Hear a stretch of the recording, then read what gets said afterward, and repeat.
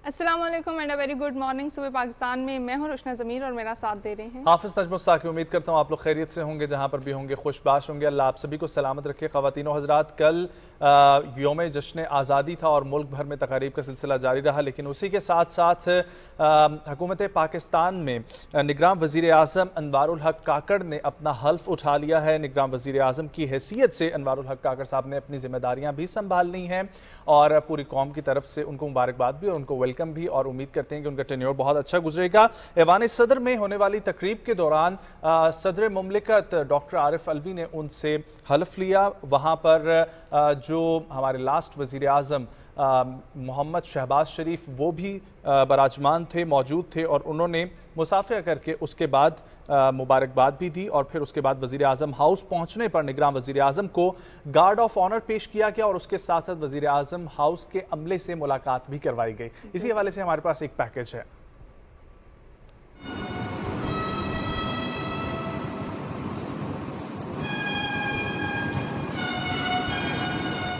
अनवारुल हक काकड़ ने मुल्क के 8वें निगरान वजीर आजम के तौर पर हल्फ उठा लिया है। हल्फ बर्दारी की पुरवकार तकरीब ऐवान सदर इस्लामाबाद में हुई।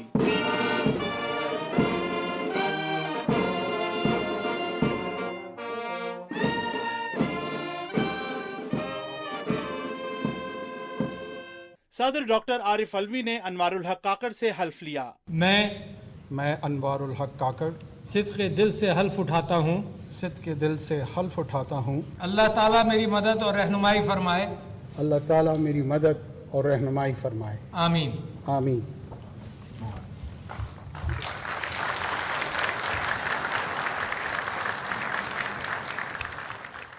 हल्फ बर्दारी की तकरीब में चेयरमैन सेनेट, स्पीकर कौमी असम्बली, वजीर आजम आज़ाद कश्मीर, अस्करी क़यादत, वज़राए आला और गवर्नर समेत अहम शख्सियात ने शिरकत की। वजीर आजम हाउस में गार्ड ऑफ ऑनर की तकरीब हुई। निगरान वजीर आजम अनवारुल हक काकड़ को मुसल्लह अफवाज के दस्तों ने सलामी पेश की।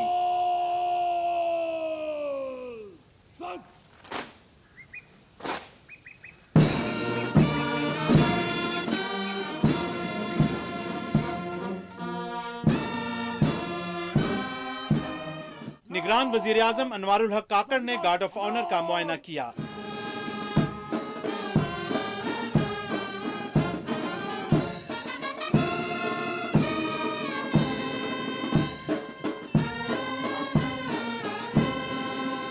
इससे पहले वजीर आजम हाउस आमद पर वजीर आजम हाउस के अफसरान और अमले ने उनका इस्तकबाल किया। निगरान वजीर आजम अनवारुल हक काकड़ से स्टाफ का तारुफ कराया गया। आगा Masood Khalid, Pakistan television news, Islamabad.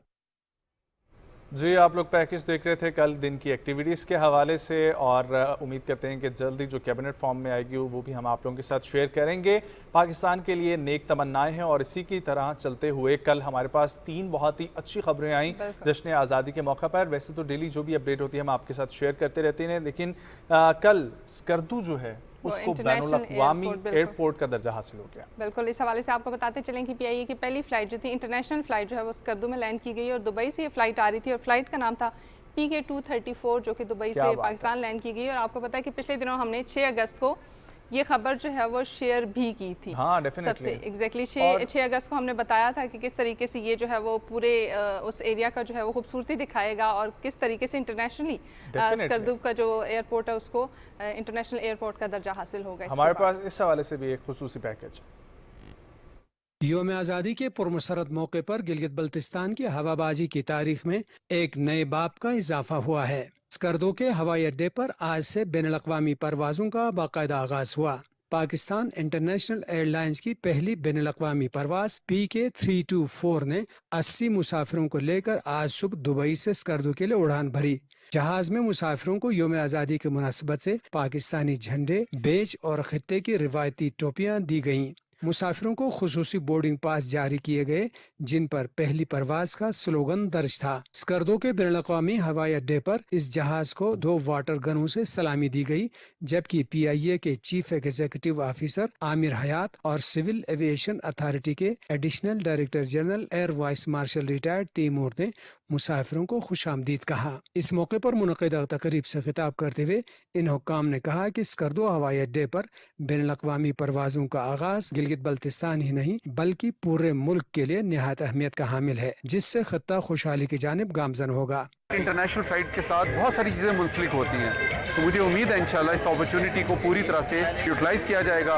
It marks a historical event and it will be remembered as a game changer for this region. इस परवाज के मुसाफिरों ने दुबई से स्कर्दो के इस सफर को जिंदगी का बहुत यादगार सफर करार दिया। पहली दफ़ा हमारे हैं स्कर्दो और माशाल्लाह अल्हम्दुलिल्लाह हमारा एक्सपीरियंस बहुत ही अच्छा रहा है। तो हमें बड़ा अच्छा लगा, हमने वेल किया अल्हम्दुलिल्लाह। It was very nice journey.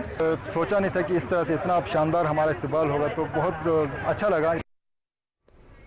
बहुत ही अच्छी खबर थी। और इसके साथ साथ एक और खबर गिलगित बल्तिस्तान के ही उसी इलाके स्कर्दू से हम लोग शेयर करते हैं कॉन्कॉर्डिया के हवाले से, यानी कि K2 पाकिस्तान की दुनिया की दूसरी बड़ी और पाकिस्तान की बुलंद तरीन चोटी जो है K2, वहाँ पर दुनिया का सबसे बड़ा कौमी परचम लहराने का एजाज़ जो है वो पाकिस्तान को हासिल हुआ है जश्न आज़ादी के मौका पर, और 250 फीट लंबा कौमी परचम लहरा दिया गया है। पाकिस्तान आर्मी की तरफ से ये कारनामा किया गया और बहुत ही खूबसूरत और मेस्मराइजिंग किस्म के व्यूज़ थे। आप लोग देख सकते हैं ये K2 बेस कैंप पे लहराया गया है और ये रिकॉर्ड पाक फौज के शहीदों, गाजियों और सियाचिन के महाज पर वतन की हिफाजत करने वालों के नाम किया गया। इस रिकॉर्ड को बनाने में सिंध, पंजाब, बलूचिस्तान, गिलगित बल्तिस्तान और खैबर पख्तूनख्वा के खिलाड़ी शामिल थे। 9 रुकनी टीम में स्पेन से ताल्लुक रखने वाली गैर मुल्की खातून मातफाने भी शिरकत कर रही थीं। और ये आप लोग देख सकते हैं कि दुनियाई तारीख में किसी भी जगह पर कहीं पर भी इतने ग्लेशियर और सख्त सनसनीखेज किस्म के पहाड़ों में एक परचम लहराया गया, और ये सबसे लाली परचम और सबसे लाली परचम जो है वो दुनिया के हर खित्ते में, हर हिस्से में जो है वो लहराया जाता है। और इसी हवाले से हमारे पास अगली खबर भी है और आपको बताते चलें कि पाकिस्तानी फुटबॉल टीम की एक खातून जो है मारिया खान, जिनका नाम है, उन्होंने सऊदी क्लब ज्वाइन कर लिया। और आपको पता है कि खवातीन जब इस तरह से काम करती हैं तो मुझे बहुत ज़्यादा खुशी होती है। स्पेशली फुटबॉल की जो टीम है उसमें तो पाकिस्तान का इतना नुमाया नाम नहीं था, लेकिन अब देखते देखते बहुत खुशी हो रही है कि पाकिस्तानी खवातीन फुटबॉल की टीम में भी जो है वो इस तरीके से कारकर्दगी अदा कर रही हैं। और आपको बताते चले मारिया के बारे में कि जी मारिया जो है वो अमरीकी नजाद हैं और 31 साल जो है वो इनकी उम्र है। गुज़श्ता साल ही पाकिस्तानी खवातीन की जो फुटबॉल की टीम है उसकी कप्तान बनी थी और नेपाल में होने वाले साउथ एशियन फुटबॉल चैम्पियनशिप में उन्होंने हिस्सा भी लिया था।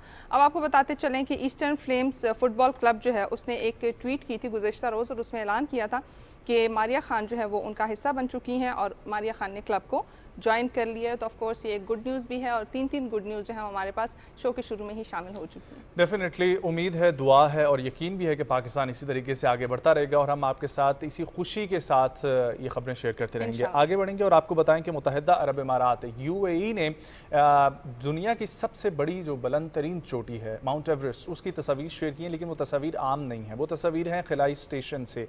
तो आप लोगों को जिस तरीके से हम लोग ने बताया कि खलाबाज की दुनिया में अब UAE भी कदम रख चुका है और उनके सुल्तान अल नयादी वहाँ पर चांद पर उतरे भी थे। तो इसी तरीके से ये सिलसिला जारी व सारी है और 6 माह के लिए वहाँ पर मौजूद हैं और उन्होंने खलाई तस्वीर शेयर की हैं।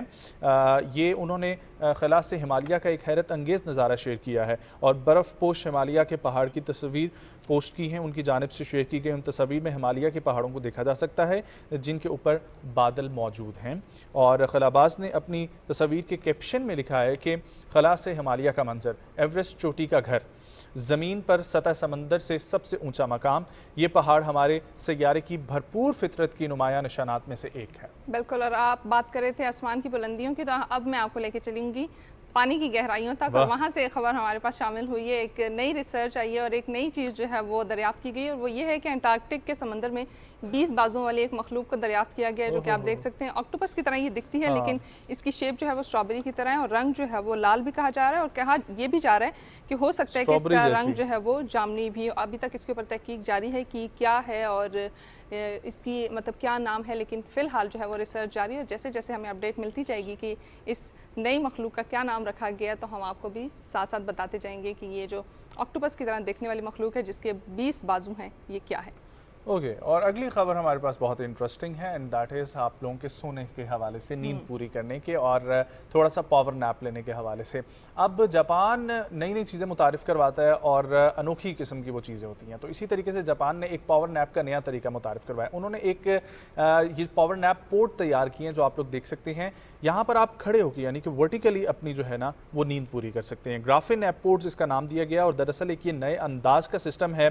जापान में सख्त मेहनत के हवाले से से मशहूर जाना पहचाना जाते हैं वहाँ के लोग और इंतहाई दिलजमी के साथ काम करते हैं और इसी के लिए उनको रेस्ट की भी उतनी ज़रूरत होती है। तो उनके लोगों ने, अब ये प्राइवेट पार्टनरशिप है, पब्लिक की तरफ से है, ये पता लगाना होगा, लेकिन उसके साथ साथ हमने ये देखना है कि जापानी सरजमीन पर इस खत्ते के अंदर ऐसे काम करने वाले लोग हैं कि उनको जब रेस्ट की ज़रूरत होती है तो वहाँ की हुकूमत भी और वहाँ के ऑफिस भी उनके लिए इस किस्म की नई नई चीज़ें मुतारिफ़ करवाते हैं। और हमने पहले भी खबर शेयर की थी कि ऑफिस के दौरान आपकी सीट्स ऐसी बना दी गई हैं कि आप वहाँ पर भी लेट के अपनी पावर नैप ले सकते हैं। लेकिन ये एक सिलसिला, एक तरीका है कि आप अगर मॉल के अंदर मौजूद हैं, क्योंकि ये मुझे मॉल टाइप कोई चीज़ लग रही है, या कहीं पर भी आप हैं और आप अपनी नींद पूरी करना चाहते हैं, तो मेरे ख्याल है वो लॉक सिस्टम आप डायल करेंगे, अंदर जाएंगे, सुकून से खड़े खड़े जो है वो सो जाएंगे और फिर उठ के जो है ना उसके बाद उठ के दोबारा चलना शुरू कर देंगे और अपने काम की तरफ जो है वो राग़िब हो जाएंगी। अब मैं आपको एक खबर बताने वाली हूँ जो कि बड़ी हैरानकुन है, और अगली बार जब आप किसी रेस्टोरेंट में जाएंगे और किसी भी चीज़ के आपने अगर 2 टुकड़े कराने हैं तो आप बड़ा सोच समझ के करवाएंगे। वो इस तरीके से, बिल्कुल यूजुअली ये होता है कि हमारे पास बर्गर्स होते हैं, सैंडविच होते हैं, तो हम उनको कहते हैं कि आसानी से खाने के लिए इसको 2 पीसेस में डिवाइड कर दिया जाए। अब इसी तरीके से हुआ कि बरतानवी एक रेस्टोरेंट में एक सयाह जो है वो गए और उन्होंने सैंडविच के 2 टुकड़े करवाए, लेकिन जब उन्होंने बिल अदा किया तो उसको बहुत हैरान भी हुए और उनको थोड़ा सा गुस्सा भी आया। वो इसलिए क्योंकि उसके जो है वो उनसे 2 यूरो का जुर्माना जो है वो उनके ऊपर पड़ा और 2 यूरो एक्स्ट्रा लिए गए बिल में। अब वो उन्होंने क्या किया कि सोशल मीडिया पे आए, वहाँ पे तो उन्होंने बड़ी शराफत से जो है वो बिल अदा कर दिया, लेकिन सोशल मीडिया पे आके उन्होंने थोड़ा सा हंगामा क्रिएट किया। और फिर उसके बाद जो है वो जो रेस्टोरेंट के मालिक थे उन्होंने उसकी वजाहत की, उन्होंने ये बताया कि जब आप 2 टुकड़ों में कन्वर्ट करते हैं तो आपको एक एक्स्ट्रा प्लेट चाहिए होती है, एक एक्स्ट्रा चम्मच चाहिए होता है, तो आपको एक्स्ट्रा लग्जरीज के साथ एक्स्ट्रा पेमेंट भी करनी पड़ती है। सो वो उन्होंने इस तरीके से उसकी वजाहत दी और उन्होंने कहा कि जब आप चीज़ों को इस तरह से डिवाइड करते हैं तो हमारे भी एक्स्ट्रा रिसोर्सेज इस्तेमाल होते हैं, इसलिए हम उसका एक्स्ट्रा चार्ज कर रहे हैं। ओके, लेकिन ये एक अजीब किस्म की चीज़ है और कुछ भी किसी भी चीज़ के हवाले से ना बाहर की दुनिया में मैं अक्सर ये सोचता हूँ कि किसी ने किसी को सू कर दिया छोटी सी बात पे। पाकिस्तान में तो ऐसे हज़ारों किस्से होते रहते हैं, लेकिन पाकिस्तान में फिर ये जिंदा दिली है कि एक दूसरे के लिए हम लोग बर्दाश्त रखते हैं। अमेरिकी रियासत कैलिफोर्निया का एक बड़ा ही इंटरेस्टिंग किस्म का वाक़या सामने आया और वो ये हुआ कि 2 चोर जो है वो चोरी करने के ATM मशीन, लेकिन उनका मुनफरिद तरीका था। वो अपने साथ लिफ्टर भी ले गए और जब लिफ्टर लेकर पहुंचे तो एक चोर ने लिफ्टर की मदद से ATM को उखाड़ लिया, लेकिन दोबारा से, ये देखें, ये उखाड़ने का तो अमल बहुत ही आसान था, जाके सिर्फ टक्कर लगानी थी। दोबारा वो अब वो दूसरी गाड़ी आप लोग देख सकते हैं उसमें लोड करने का अमल था, लेकिन वो लोड नहीं हो सका और फिर वहाँ से ये चोर फरार हो गए। थोड़ी देर बाद पुलिस आई और अब पुलिस ने जो है वो चोरों से मुतालिक मालूमात फराहम करने पर $1000 की रकम जो है ना नकद इनाम भी रखा है। तो आप लोगों को अगर चोर मिलते हैं तो आप लोग ज़रूर बताइएगा। हाँ, लेकिन उसके लिए आपको अमेरिका जाना पड़ेगा और देखना पड़ेगा कि वो चोर कहाँ पे छुपे हैं। लेकिन बड़ी मुनफरिद तरीका था इनकी वारदात का। और अब आपको इंट्रोड्यूस करवाने वाली हूँ मैं एक ऐसे बाथरूम से जो कि दुनिया का लेविश तरीन बाथरूम जो है वो समझा जाता है, और ये चाइना में वाक़ है। चाइना के जो एक शहर है नानजिंग, उसमें ये वाक़ है। और आपको बताती चलूँ कि इतना लेविश है कि आप समझते हैं कि आप किसी और दुनिया में आ गए। नजम के ओ हो से पता चल रहा है कि कितना लेविश आप देख सकते हैं। आपको बताती चलूँ कि जो एक, हाँ जी, ये शॉपिंग मॉल की 6ठी मंजिल पे जो है ये वाक़या है और बहुत ही मुतासिर कुन बाथरूम है। बहुत सारे लोग अब इस वक्त ये सोच रहे होंगे कि इसी को घर बना लेते हैं। तो आपको बताती चलो ये दुनिया का जो खूबसूरत तरीन बाथरूम जो है वो इसको करार दिया गया है और ये जो है वो एक आर्किटेक्चर फर्म की तरफ से बनाया गया। इसमें आप देख सकते हैं कि किस तरीके से ग्लास के अंदर जो है वो पौधे भी उगाए गए हैं ताकि वहाँ पे थोड़ी बहुत चहलकदमी भी जो है वो की जा सके। लेकिन खूबसूरत तरीन जो है वो ये बाथरूम है और देख सकते हैं कि किस तरीके से अंदर से प्रॉपरली जो है वो डिज़ाइन किया गया। क्या बात है यार, ये वॉशरूम था। ये तो हमारे यहाँ पर जो है ना वो आइसक्रीम पार्लर होता है ऐसा, जैसा वहाँ पर वॉशरूम नजर आ रहा था। बहुत सारे लोग ये सोच रहे होंगे कि हमारी ऐसे ही घर बना लेते हैं। सही बात है, ऐसे हमारे हॉस्पिटल होते हैं, ऐसे हमारे मॉल्स होते हैं, जैसे उनका वॉशरूम था। आगे बढ़ते हैं और इस वॉशरूम को जो है ना भूल जाए क्योंकि ये नहीं पूरा हो सकता। आगे बढ़ते हैं और मेरा ख्याल है सिर्फ और सिर्फ कोई कनाल पे तो वॉशरूम उन्होंने बनाया हुआ था। 6ठी मंजिल पे एक सोचें तो इतनी बुलंदी पे है, लेकिन उसके बाद इतना खूबसूरत भी है। लेविश नज़ारा भी आपको मिलेगा। नज़ारा भी सोचें केटू के सामने आपका इस किस्म का वॉशरूम बनाओ, क्या बात है। बिल्कुल खूबसूरत बात। या वो कहते हैं ना वो हुंजा की लेक है, वो कौन सी लेक है, अताबाद लेक, अताबाद के किनारे पे आपको ऐसा वॉशरूम मिला, क्या ही बात है। सारी जिंदगी उसी वॉशरूम में ही बंदा गुजार दे। वॉशरूम के फजाइल को बंद करते हैं और आगे बढ़ते हैं। नजम की बातों पे आपने यकीन नहीं करना और बस छोड़ दें। हाँ, आगे बढ़ते हैं और अब जिक्र करते हैं सिकंदर आजम का। तो सिकंदरिया से एक कदीम मुजस्मा दरियाफ्त हुआ है और मिस्र में आप लोगों को पता है कि नवादरात ढूंढने का सिलसिला जारी है और अरसे दराज से जारी है और आज भी वहाँ पर इसी किस्म की आर्कियोलॉजिकल टीम्स मौजूद हैं जिन्होंने सिकंदरिया से सिकंदर आजम का एक मुजस्मा दरियाफ्त किया है। आप लोग देख सकते हैं इस मुजस्मे की हालत, ये नई दरियाफ्त है और इससे मुतालिक मुतल्लिक़ वजारत के सेक्रेटरी जनरल मुस्तफ़ा वज़ीरी ने बताया है कि सिकंदरिया के मज़कूरा बाला इलाके को अलतशी का नाम दिया गया और इस इलाके में बारिश, सैलाब और ज़मीनी पानी को ज़ख़ीरा करने के लिए गुलाबी रंग में पेंट के लिए सुरंग नुमा टैंकों का बड़ा नेटवर्क भी मिला है। वाह, उस वक्त आप लोग देखें किस तरीके से उन्होंने अपनी ज़िंदगी बसर करने के लिए तमाम तर चीज़ें की थी। और उन्होंने कस्बे की तरतीब की मज़ीद वजाहत करते हुए बताया कि ये मरकज़ी सड़क और कई शाखों की सड़कों पर मुश्तमिल था जो सब सफाई के नेटवर्क से मुंसलिक थे। मुस्तफ़ा वज़ीरी ने यह भी बताया कि ये इलाका दूसरी सदी कबल मसीह से चौथी सदी ईस्वी तक सरगर्म था और जहाँ से मिट्टी के बर्तनों, सिक्के, प्लेटों, मछली पकड़ने वाले औजारों और मुसाफिरों के लिए आरामगाहें भी दरियाफ्त हुई हैं। बिल्कुल, और अब आपको लेकर चलें टेक्नोलॉजी की तरफ से। जब दरियाफ्तें होती हैं तो ऑफ कोर्स टेक्नोलॉजी की तरफ भी हमें बढ़ना चाहिए। तो टेक्नोलॉजी के साथ साथ एक चीज़ बड़ी आसान हो गई है। गूगल आपको पता है दिन ब दिन जो है वो अपने जितने भी यूज़र्स हैं उनके लिए आसानी और सहूलियात जो है वो फ़राहम करना शुरू कर देता है। ठीक है, अब आपको बताती चलूँ कि गूगल ने एक नया तरीका और आसान तरीका वो फ़राहम किया है, वो ये है कि ई सिग्नेचर जो है वो उन्होंने मुतारिफ़ करा दी। और ई सिग्नेचर क्या है कि जी आपको यूजुअली डॉक्यूमेंट्स या इस तरह की चीज़ें जब फॉरवर्ड करनी होती है तो आपको समझ नहीं आ रहा होता कि आप उसमें अपना सिग्नेचर किस तरीके से इंसर्ट करें। तो आपको ये सहूलत जो है वो अब आप गूगल की तरफ से फ़राहम कर दी गई है कि आप एक सिग्नेचर जो है वो गूगल आपको फ़राहम करेगा और उसके लिए आपको प्रॉपरली दरख्वास्त देनी पड़ेगी और फिर उसके बाद उसको सेफ़ रखना भी जो है वो आपकी ज़िम्मेदारी होगी। लेकिन सारिफ के पास ये सहूलत होगी कि वो इस सिग्नेचर की दरख्वास्त की स्टेटस की निगरानी भी करें कि किस तरीके से आपका स्टेटस जो है वो, और आपको टैब बदलने की ज़रूरत नहीं पड़ेगी उसमें। आप सेम टैब में रहते हुए अपने डॉक्यूमेंट पे जो है वो अपना सिग्नेचर प्रिंट कर सकते हैं। डेफिनेटली ख़वातीन हज़रात, जिस तरीके से अभी हमारे पास एक ख़बर आई है और बड़ी ही खुशी की खबर अभी अभी हमारे प्रोड्यूसर ने बताया, हमारे रन डाउन में नहीं थी और मुझे बहुत पर्सनली अच्छी लगी ये खबर, क्योंकि उस शख्सियत से बड़ी जो है वो एक वो आर्टिस्ट के तौर पर बड़ी मोहब्बत रही है। अरूज आफ्ताब पाकिस्तान के एक बहुत बड़ा म्यूज़िक में नाम, उनको दुनिया का सबसे बड़ा म्यूज़िक अवार्ड ग्रामी जो है वो मिल चुका है और ये इस वक्त की खबर हमारे साथ शेयर की गई है। अरूज आफ्ताब को आप लोगों ने कोक स्टूडियो में भी देखा। पाकिस्तान में उन्होंने अगरचे कम परफॉर्म किया है लेकिन उन्होंने जो भी मास्टरपीस बनाया है सबको बहुत पसंद आया है। और अरूज आफ्ताब का ज़्यादातर काम जो है वो इंटरनेशनल वर्ल्ड में है, लेकिन उन्होंने पाकिस्तान की रिप्रेजेंटेशन बहुत अच्छे तरीके से की है। चाहे हम लोग दुनिया के सबसे बड़े म्यूज़िक फेस्टिवल कुचेला की बात करें या कुछ भी ऐसे बड़े प्लेटफॉर्म्स की बात करें, वहाँ पर अरूज आफ्ताब जो है वो अपने मौसीकी का, अपने म्यूज़िक का जौहर दिखा चुकी हैं और फाइनली पाकिस्तान में ग्रामी जो है वो आया है। Wish you best of luck Arooj Aftab and thank you so much for bringing that to Pakistan and I hope कि ये सब के लिए खुशी की खबर है, खासतौर पर तमाम ही म्यूज़िक इंडस्ट्री के लिए। बिल्कुल, ऑफ कोर्स गुड न्यूज़ है एंड ऑफ कोर्स दोबारा जो है वो ख़वातीन पाकिस्तान का नाम जो है वो रोशन करी। और मैं थोड़ी देर पहले जिक्र किया था कि सब्ज़ हिलाली परचम दुनिया के हर खित्ते में हर जगह पे जो है लहराया जा रहा है, तो ऑफ कोर्स ये हमारे लिए गुड न्यूज़ का दिन है और आज हमारे पास मज़ीद जो है वो गुड न्यूज़ शामिल होती जा रही है। No doubt. सो आगे बढ़ेंगे और अब जिक्र करेंगे कि हाल ही में होने वाली एक तहकीक के मुताबिक ये बताया गया है कि उम्र बढ़ने के तरीके को आप लोग रोक सकते हैं। उसके लिए क्या करना होगा आपको? मीडिया रिपोर्ट्स के मुताबिक अमेरिका की एक यूनिवर्सिटी है, यूनिवर्सिटी ऑफ वर्जीनिया, उसके स्कूल ऑफ मेडिसिन ने नए मुहक्किकीन के मुताबिक एक ये खबर आई है कि इंसानों में उम्र बढ़ने के अमल को सुस्त करने को मुमकिन बनाया जा सकता है, यानी कि रुक तो नहीं सकती ऑब्वियसली, तो उसको थोड़ा सा स्लो डाउन करेंगे। और साइंसदानों का कहना है कि कैल्शियम की जो ज़रूरियात हैं उनको पूरा करने के लिए और मुदाफ़ियती खुलियों में इनको दाखिल करने के लिए, सोजिश को कम करने के लिए ये तमाम तर चीज़ें जो हैं वो बनाई गई हैं जो कि उम्र को तेज़ी से बढ़ाती हैं ताकि हम उसको स्लो डाउन कर सकें।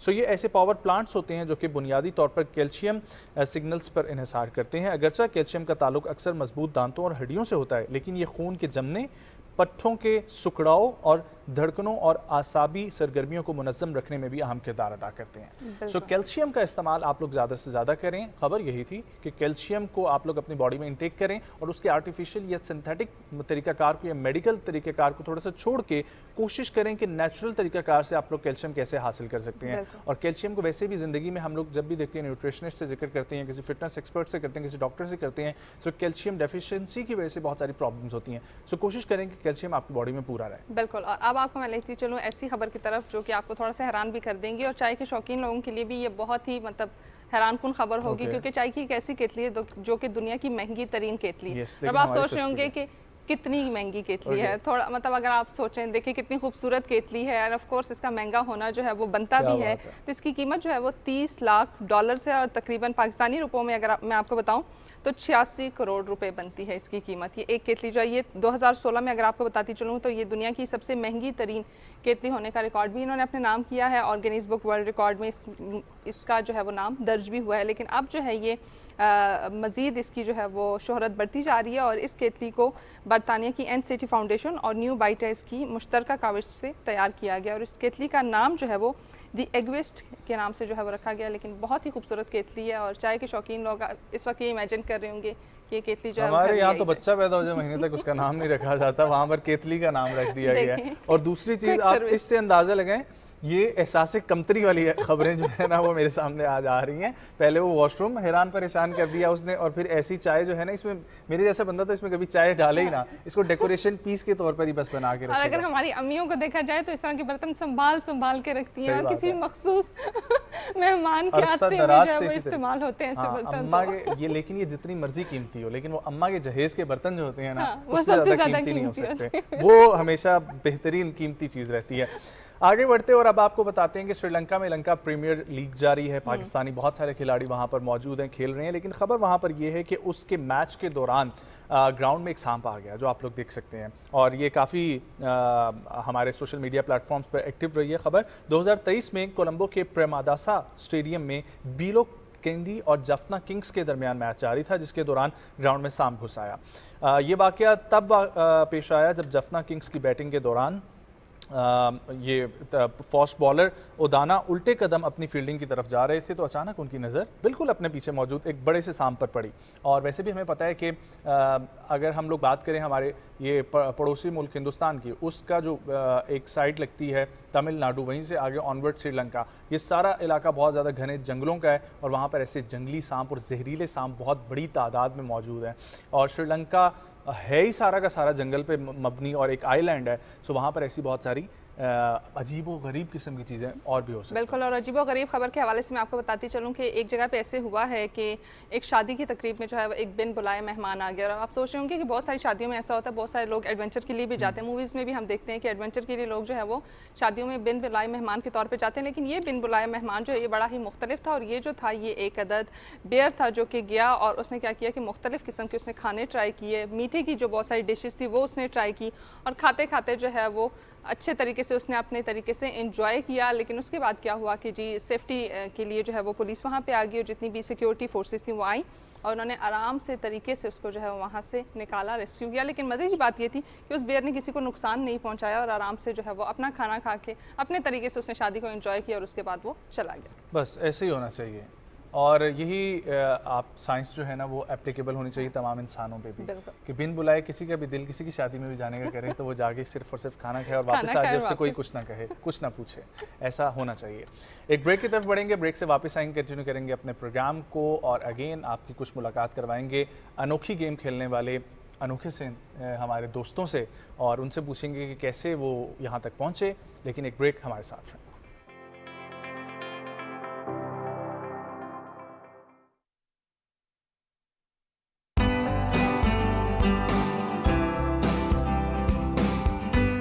रोज एक नई सुबह, नए चेहरों, नए अंदाज के साथ।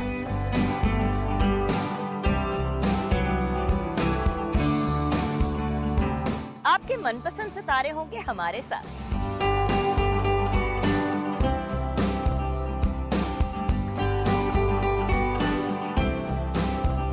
ढेरों खुशियों के साथ करेंगे हल्ला गुल्ला, मस्ती और मजाक।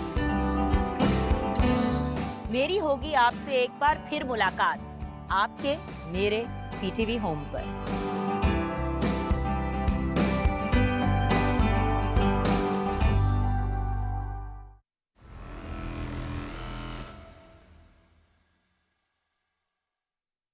मैं हूं आपकी होस्ट रिदा अहमद और आपके लिए ला रही हूं एक बहुत ही इंटरटेनिंग शो क्रिएटिव किड्स। इसमें आपके लिए हैं ढेर सारे surprises, gift hampers, star kit, art and crafts,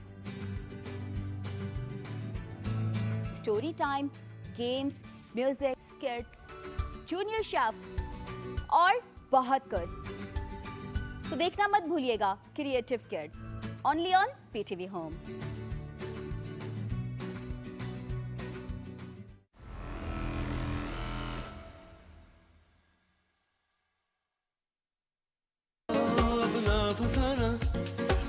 है कहानी सबको है सुनानी अपनी जुबानी एक है अदाकार दूजा बेकार तीजे पे तो है बस उर्दू ही सवार अम्मा पे तीनों को बयाने का बुखार और इनमें भरी है लालच बेशुमार यहाँ मिलेंगे सब रंग हमारे संग ऐसे ना दूर जाइए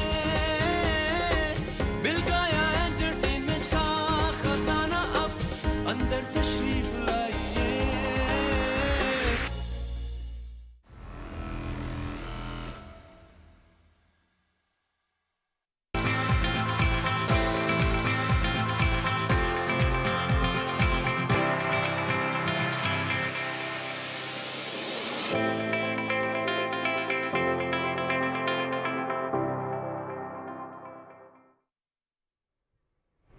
वंस अगेन वेलकम बैक। और अगर आप पाकिस्तानियों को देखें तो कहीं भी ऐसा नहीं है कि पाकिस्तानी जो है वो पाकिस्तान की नुमाइंदगी ना कर रहे हैं। और इसी तरीके से हमारे जो स्पोर्ट्समैन हैं वो तो बिल्कुल हर खेल में जो है वो पाकिस्तान का नाम रोशन भी कर रहे हैं और बढ़ चढ़ के हिस्सा भी ले रहे हैं। और पिछले दिनों भी हमने एक खबर शामिल की थी स्क्रैबल के हवाले से कि पाकिस्तानी एक प्लेयर जो थे हमाद हादी खान वो पाकिस्तान का नाम रोशन कर रहे थे। लेकिन इसी तरीके से हमारे पास आज एक दूसरे चैंपियन भी मौजूद हैं जिनके हवाले से हम आज बात करेंगे। बिल्कुल जी, आप लोगों को बताएं कि डायमंड कैटेगरी में हमाद हादी खान ने जीता और चैंपियनशिप के आखिरी दिन दोनों फाइनलिस्ट फाइनल खेल रहे थे तो बाकी खिलाड़ियों ने एक रोज़ा लेट बर्ड टूर्नामेंट खेला जो पाकिस्तान के मोहम्मद इनायतुल्लाह ने जीता। और इनायत टूर्नामेंट के वाहिद नाकाबिले शिकस्त खिलाड़ी थे जिन्होंने अपने तमाम 8 मैचेस इंतहाई सख्त मुकाबले के बाद जीते। हमारे साथ आज कराची स्टूडियोज़ में वर्ल्ड स्क्रैबल चैंपियन मोहम्मद इनायतुल्लाह और उनके साथ हैं vice president Pakistan Scrabble association और कोच तारिक परवेज साहब।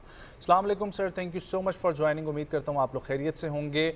बहुत बहुत मुबारकबाद भी। और मुझे ये बताइएगा सबसे पहले तारिक साहब आपसे मैं शुरू करूँगा कि ये एसोसिएशन जो है और ये सारा सिलसिला जो है ये कब से हमारे मुल्क पाकिस्तान में चल रहा है, क्योंकि बड़ी डिफरेंट किस्म की गेम है, बड़ी इंटेलेक्चुअल है और इसके बारे में सुनने को भी कम मिलता है।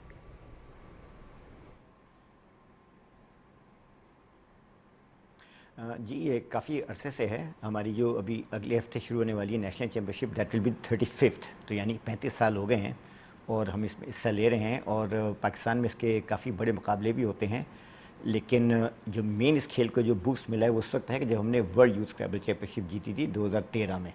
और उसके बाद से अब तक दुनिया में जितने भी यूथ इवेंट हुए हैं तमाम के तमाम पाकिस्तान जीत चुका है। और पिछले 10 साल से पाकिस्तान यूथ स्क्रैबल में नंबर 1 है। आज इस वक्त भी पाकिस्तान वर्ल्ड यूथ स्क्रैबल चैम्पियन है और एशियन यूथ स्क्रैबल चैम्पियन है। तो यूथ स्क्रैबल में इस वक्त पाकिस्तान दुनिया में नंबर 1 है और बहुत ज़्यादा नुमाया है। इनायतुल्लाह साहब ये बताइएगा कि ये तो बड़ी माइंड गेम है जिसमें आपको एक तो मेंटली एक्टिव भी रहना पड़ता है और उसके बाद वोकैबुलरी का अच्छा होना भी बहुत ज़्यादा ज़रूरी है।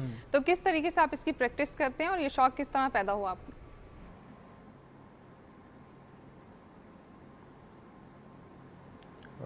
मैं तकरीबन कोई 37-38 साल से स्क्रैबल खेल रहा हूँ। अपने स्टूडेंट लाइफ में जिस तरह हम लूडो या कैरम और इस तरह के गेम्स खेलते थे तो हमारे घर में ये खेला जाता था। और कुछ अरसे के बाद मुझे पता चला कि इसके टूर्नामेंट्स होते हैं, तो मैंने पहला कोई बड़ा टूर्नामेंट जो है वो अल-खुबर दहरान स्क्रैबल ग्रुप के साथ खेला था, जिसके अंदर मैंने 3rd पोजीशन या 2nd पोजीशन ली थी। अब तो इतनी पुरानी बात हो गई है, लेकिन कराची में जब हम लोग कोई 35 साल से ये स्क्रैबल खेल रहे हैं और मैं इस एसोसिएशन के साथ उससे एसोसिएटेड हूँ, तो ये खेलने का शौक़ था, इंग्लिश वर्ड्स का शौक़ था, स्पेलिंग्स का शौक़ था जो मुझे स्क्रैबल की शक्ल में नज़र आया और मैं इसको कंटिन्यूसली लेके चल रहा हूँ अपने साथ। क्या बात है। इनायत साहब, ये जो अभी रिसेंटली कंपटीशन हुए हैं जिसमें आप एक दफ़ा फिर से वर्ल्ड चैम्पियन उभर कर सामने आए हैं, ये तमाम 8 मैचेस की कोई रुदात तो सुनाइएगा सर।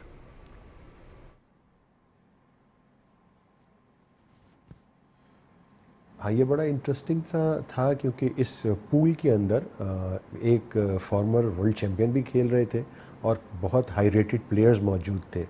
तो जब पहले 4 गेम लंच से पहले जो हमने खेले थे तो मैं उसमें अनबीटन था।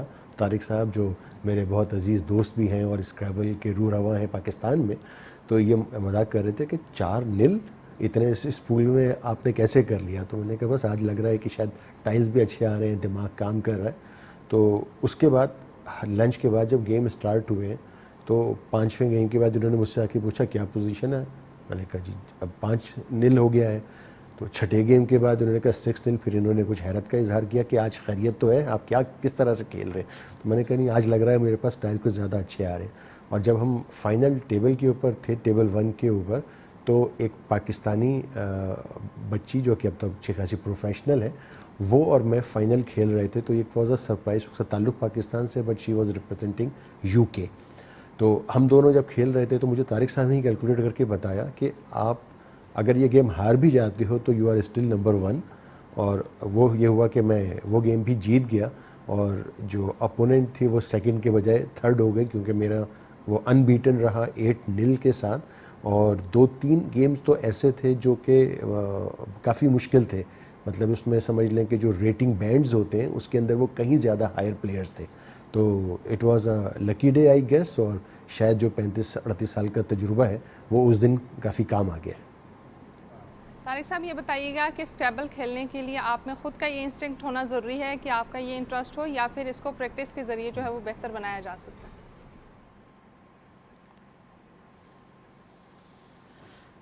देखिए, इंटरेस्ट होना तो लाजमी है। जब तक खुद इंटरेस्ट नहीं होगा तो खेल तो नहीं इम्प्रूव होगा। लेकिन अगर किसी का भी इंटरेस्ट हो, उसके लिए पाकिस्तान स्क्रैबल एसोसिएशन जो है शायद प्रॉब्ली पाकिस्तान की वाहिद स्पोर्ट्स ऑर्गेनाइजेशन होगी जो कि तमाम नए प्लेयर्स को इतना इनक्रेज करती है कि हमारा वीकली ट्रेनिंग होती है जो कि एब्सोल्युटली फ्री है, और it is open to everyone. Every Friday beach luxury hotel में हम ट्रेनिंग देते हैं। एनीबडी कैन वॉक इन, हम उनको फ्री ट्रेनिंग देते हैं। और जो ट्रेनर्स हैं वो भी दुनिया के बेस्ट प्लेयर हैं, यानी आजकल जो ट्रेनिंग दे रहे हैं वो रेनिंग वर्ल्ड यूथ चैम्पियन हैं, वो ट्रेनिंग दे रहे हैं। तो हम बेसिकली एक ऐसा हमने इदारा बना रखा है कि जिसने एक बहुत लंबा सिलसिला बना रखा है नए टैलेंट का। तो हमारे पास सैकड़ों नहीं हज़ारों की तादाद में नए प्लेयर हैं जिनको हम ट्रेन करते हैं, हम उनको सिखाते हैं। They just need to have interest, बाकी हमारा काम है हम उनको ट्रेन करते हैं। तारिक साहब, ये बताइएगा कि जिस तरीके से ये आप सारा सिलसिला रन कर रहे हैं, चला रहे हैं, सो जब आप बहुत सारे लोगों को स्क्रैबल के बारे में पता भी नहीं है, तो थोड़ा सा इस गेम के बारे में भी बताइएगा, और ये कैसे आप घर पे प्रैक्टिस कर सकते हैं और कैसे शुरू कर सकते हैं, ये भी बताइएगा।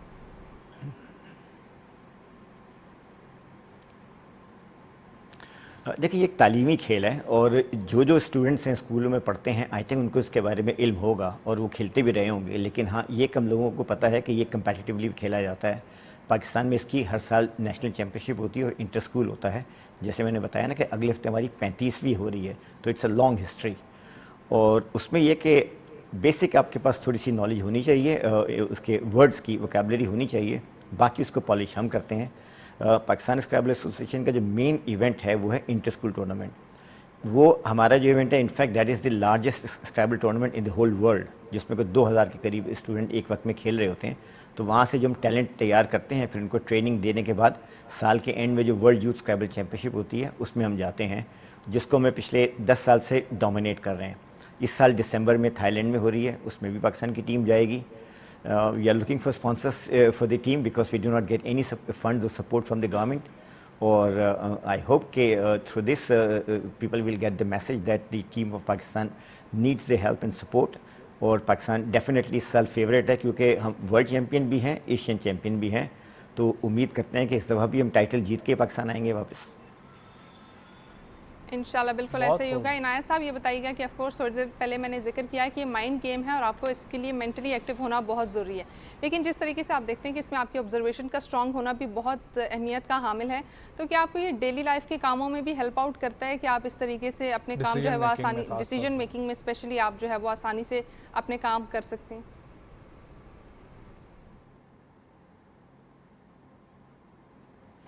बिल्कुल, आपने जिस तरीके से सही समझा, वोकैबुलरी इसका एक पार्ट है और स्ट्रेटजी इसका दूसरा बहुत इम्पॉर्टेंट पार्ट है कि सेम वर्ड जो आप बोर्ड के ऊपर खेल सकते हैं वो कहाँ पर खेलना बेहतर है, कहाँ पे आपको पॉइंट्स अच्छे मिल रहे हैं, कहाँ पर आप अपने लिए ओपनिंग बेहतर बना रहे हैं।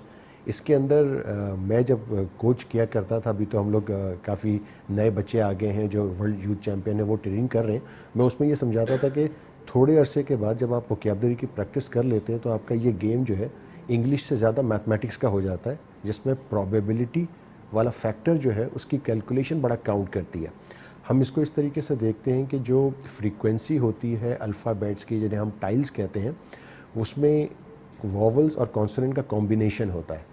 तो अगर आपके एक सर्टन अल्फ़ाबेट्स निकल चुके हैं तो हमें ये जहन में रखना होता है कि बैग से अब आप क्या निकाल सकते हैं। तो एक जो डिसीजन मेकिंग कि आपने अपने 7 टाइल में से क्या बोर्ड के ऊपर खेलना है और जो टाइल्स आप अपने रैक के ऊपर रहने देते हैं हम उसको लीव कहते हैं, तो वो लीव क्या होनी चाहिए। तो एक आसान सी बात यह है कि अगर आपने सिर्फ वॉवल्स अपने रैक पे रखे हुए हैं या सिर्फ कॉन्सोनेंट रखे हुए हैं तो आपको वर्ड बनाने में मुश्किल होगी। तो वी ऑलवेज़ ट्राई कि हमारे पास एक कॉम्बिनेशन हो जिसके अंदर अल्फ़ाबेट्स में कॉन्सोनेंट और वॉवल दोनों मौजूद हों। तो दैट्स हाउ वी प्रिपेयर। बहुत खूब। तारिक साहब, मुझे ये बताइएगा कि इंटरनेशनली इम्पोर्टेंस क्या है इस गेम की, कितने ममालिक में खेला जाता है और क्या इंटरनेशनली पजीराई इसको मिलती है?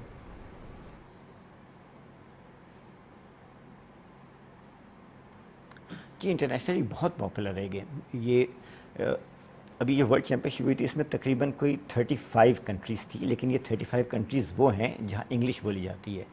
ये खेल मुख्तलिफ़ ज़बानों में खेला जाता है। फ़्रेंच की वर्ल्ड चैम्पियनशिप अलग होती है, स्पेनिश की वर्ल्ड चैम्पियनशिप अलग होती है और ये इंग्लिश की अलग होती है। तो अगर सबको इकट्ठा करें तो 100 से ज़्यादा कंट्रीज़ में खेला जाता है। अभी जो वर्ल्ड चैम्पियनशिप हुई थी लास वेगस USA में, उसमें तकरीबन 35 के करीब मुल्क थे और सारे कॉन्टिनेंट्स रिप्रेजेंट कर रहे थे।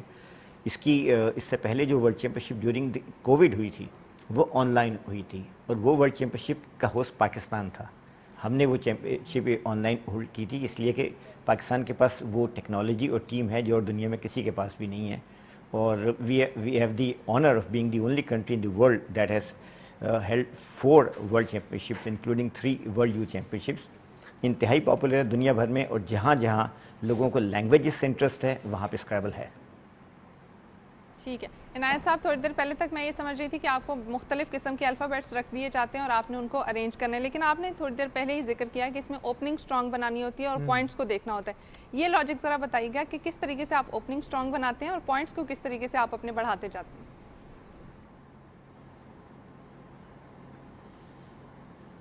अच्छा, आपने काफ़ी टेक्निकल सवाल पूछा है, लगता है कुछ अरसे में आपका भी इंटरेस्ट स्क्रैबल में अच्छा हो जाएगा। जैसे इसमें हुक्स की बड़ी इंपॉर्टेंस है।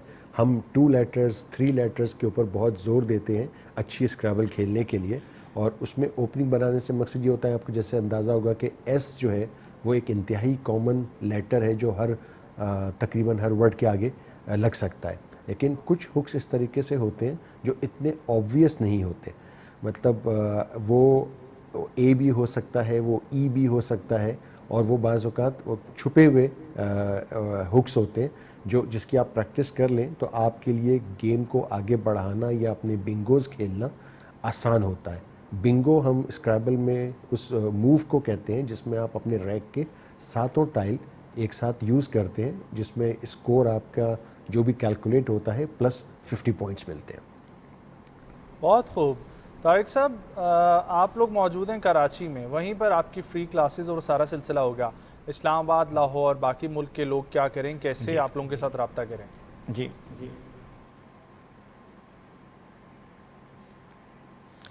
देखिए, हमारी प्रेजेंस कराची के अलावा बहुत सी जगहों पे है। लाहौर में हमारे रेगुलर इवेंट्स होते हैं। लाहौर में हमारा इंटर स्कूल पिछले 7 सालों से हो रहा है, तो इस साल अक्टूबर में 8वां होगा। उसके अलावा वहाँ पे हमने फ्री कोचिंग वहाँ पे भी स्टार्ट कर दी है। इस्लामाबाद में भी रेगुलर मीट्स होती हैं, कोयटा में भी होती हैं, बदीन में भी रेगुलर स्क्रैबल है।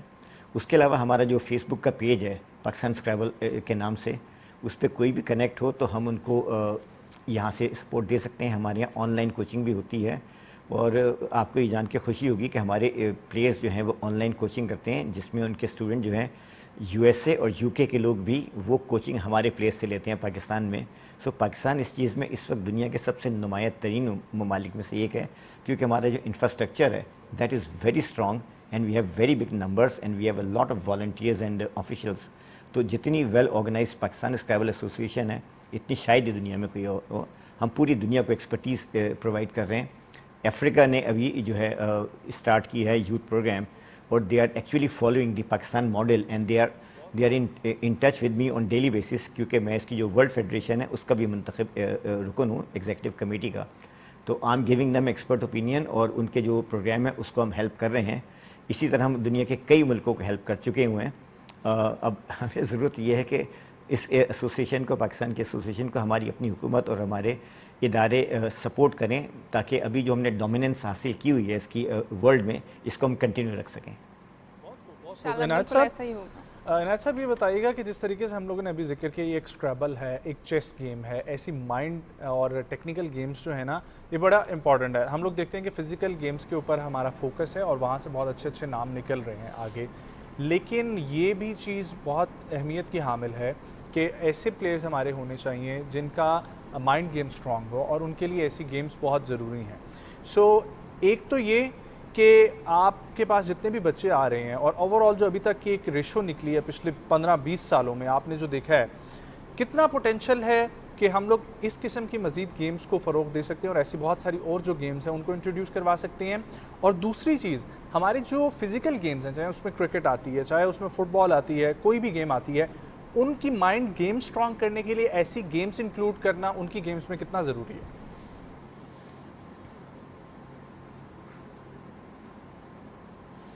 देखिए, जो माइंड स्पोर्ट्स हैं उसके अंदर चेस एक बहुत पॉपुलर गेम है। इसी तरह दूसरा एक गेम जो माइंड स्पोर्ट्स के अंदर खेला जाता है वो ब्रिज है, जो कार्ड्स का गेम है। लेकिन पाकिस्तान में उसकी जो एक्सेप्टेबिलिटी है स्कूल लेवल के ऊपर वो इतनी ज़्यादा नहीं है। अगर आप पेरेंट्स से पूछें, टीचर से पूछें, तो दे वुड प्रीफर कि कोई एजुकेशनल गेम हो जिसके अंदर स्क्रैबल बहुत अच्छा फिट है। आपने जिस तरह की बात किया कि और गेम्स भी जो फिज़िकल खेलते हैं, कुछ प्लेयर्स को हम जानते हैं जो स्क्रैबल अपने लेजर टाइम में खेलते हैं। और आपने देखा होगा जो इंग्लिश के अखबारों में क्रॉसवर्ड्स वगैरह आते हैं, कुछ लोग बड़े शौक़ से उसको फिल करते हैं। तो वो माइंड के ऊपर अपना थोड़ा सा टाइम तो लगाते हैं और उसके अंदर वो नए वर्ड्स भी ढूंढने की कोशिश करते हैं। तो मेरा ख्याल है कि जो भी माइंड स्पोर्ट्स हैं वो आपकी जो कहना चाहिए उसको कि जो दिमागी तौर पे आपको स्ट्रॉन्ग करते हैं, आपको डिसीजंस लेने में हेल्प करते हैं, आपके वो खलिए जो इस्तेमाल नहीं हो रहे थे आम हालात में, जब आप बड़ा फोकस करते हैं, नंबर्स को सोचते हैं, स्पेलिंग्स को सोचते हैं और आप स्कोर को ज़्यादा से ज़्यादा लेने की कोशिश करते हैं, तो आप अपने माइंड को एक्चुअली स्ट्रॉन्ग करते हैं। तो आई बिलीव कि सारे स्पोर्ट्स के अंदर इस तरह की कुछ ना कुछ गेम जिसमें मेंटल एक्टिविटी भी हो, वो बहुत बेहतर रहेगी प्लेयर्स के लिए। बहुत शुक्रिया तारिक साहब आपके वक्त के लिए, बहुत शुक्रिया इनायत साहब आपके वक्त के लिए। गैस बेस्ट ऑफ लक, बहुत खुशी हुई आप लोगों से बात करके भी और इस गेम के बारे में भी जान के भी, और आई होप के बहुत सारे हमारे जो देखने वाले नाजरीन हैं वो अपने बच्चों को इस तरफ लाएंगे, क्योंकि एक जहन साजी जो है वो बहुत ज़रूरी है और एक स्ट्रॉन्ग माइंड जो है वो एक हेल्दी लाइफ की तरफ पहला कदम हो सकता है। ब्रेक की तरफ बढ़ेंगे, न्यूज़ ब्रेक से वापस आएंगे, हमारे साथ रहें।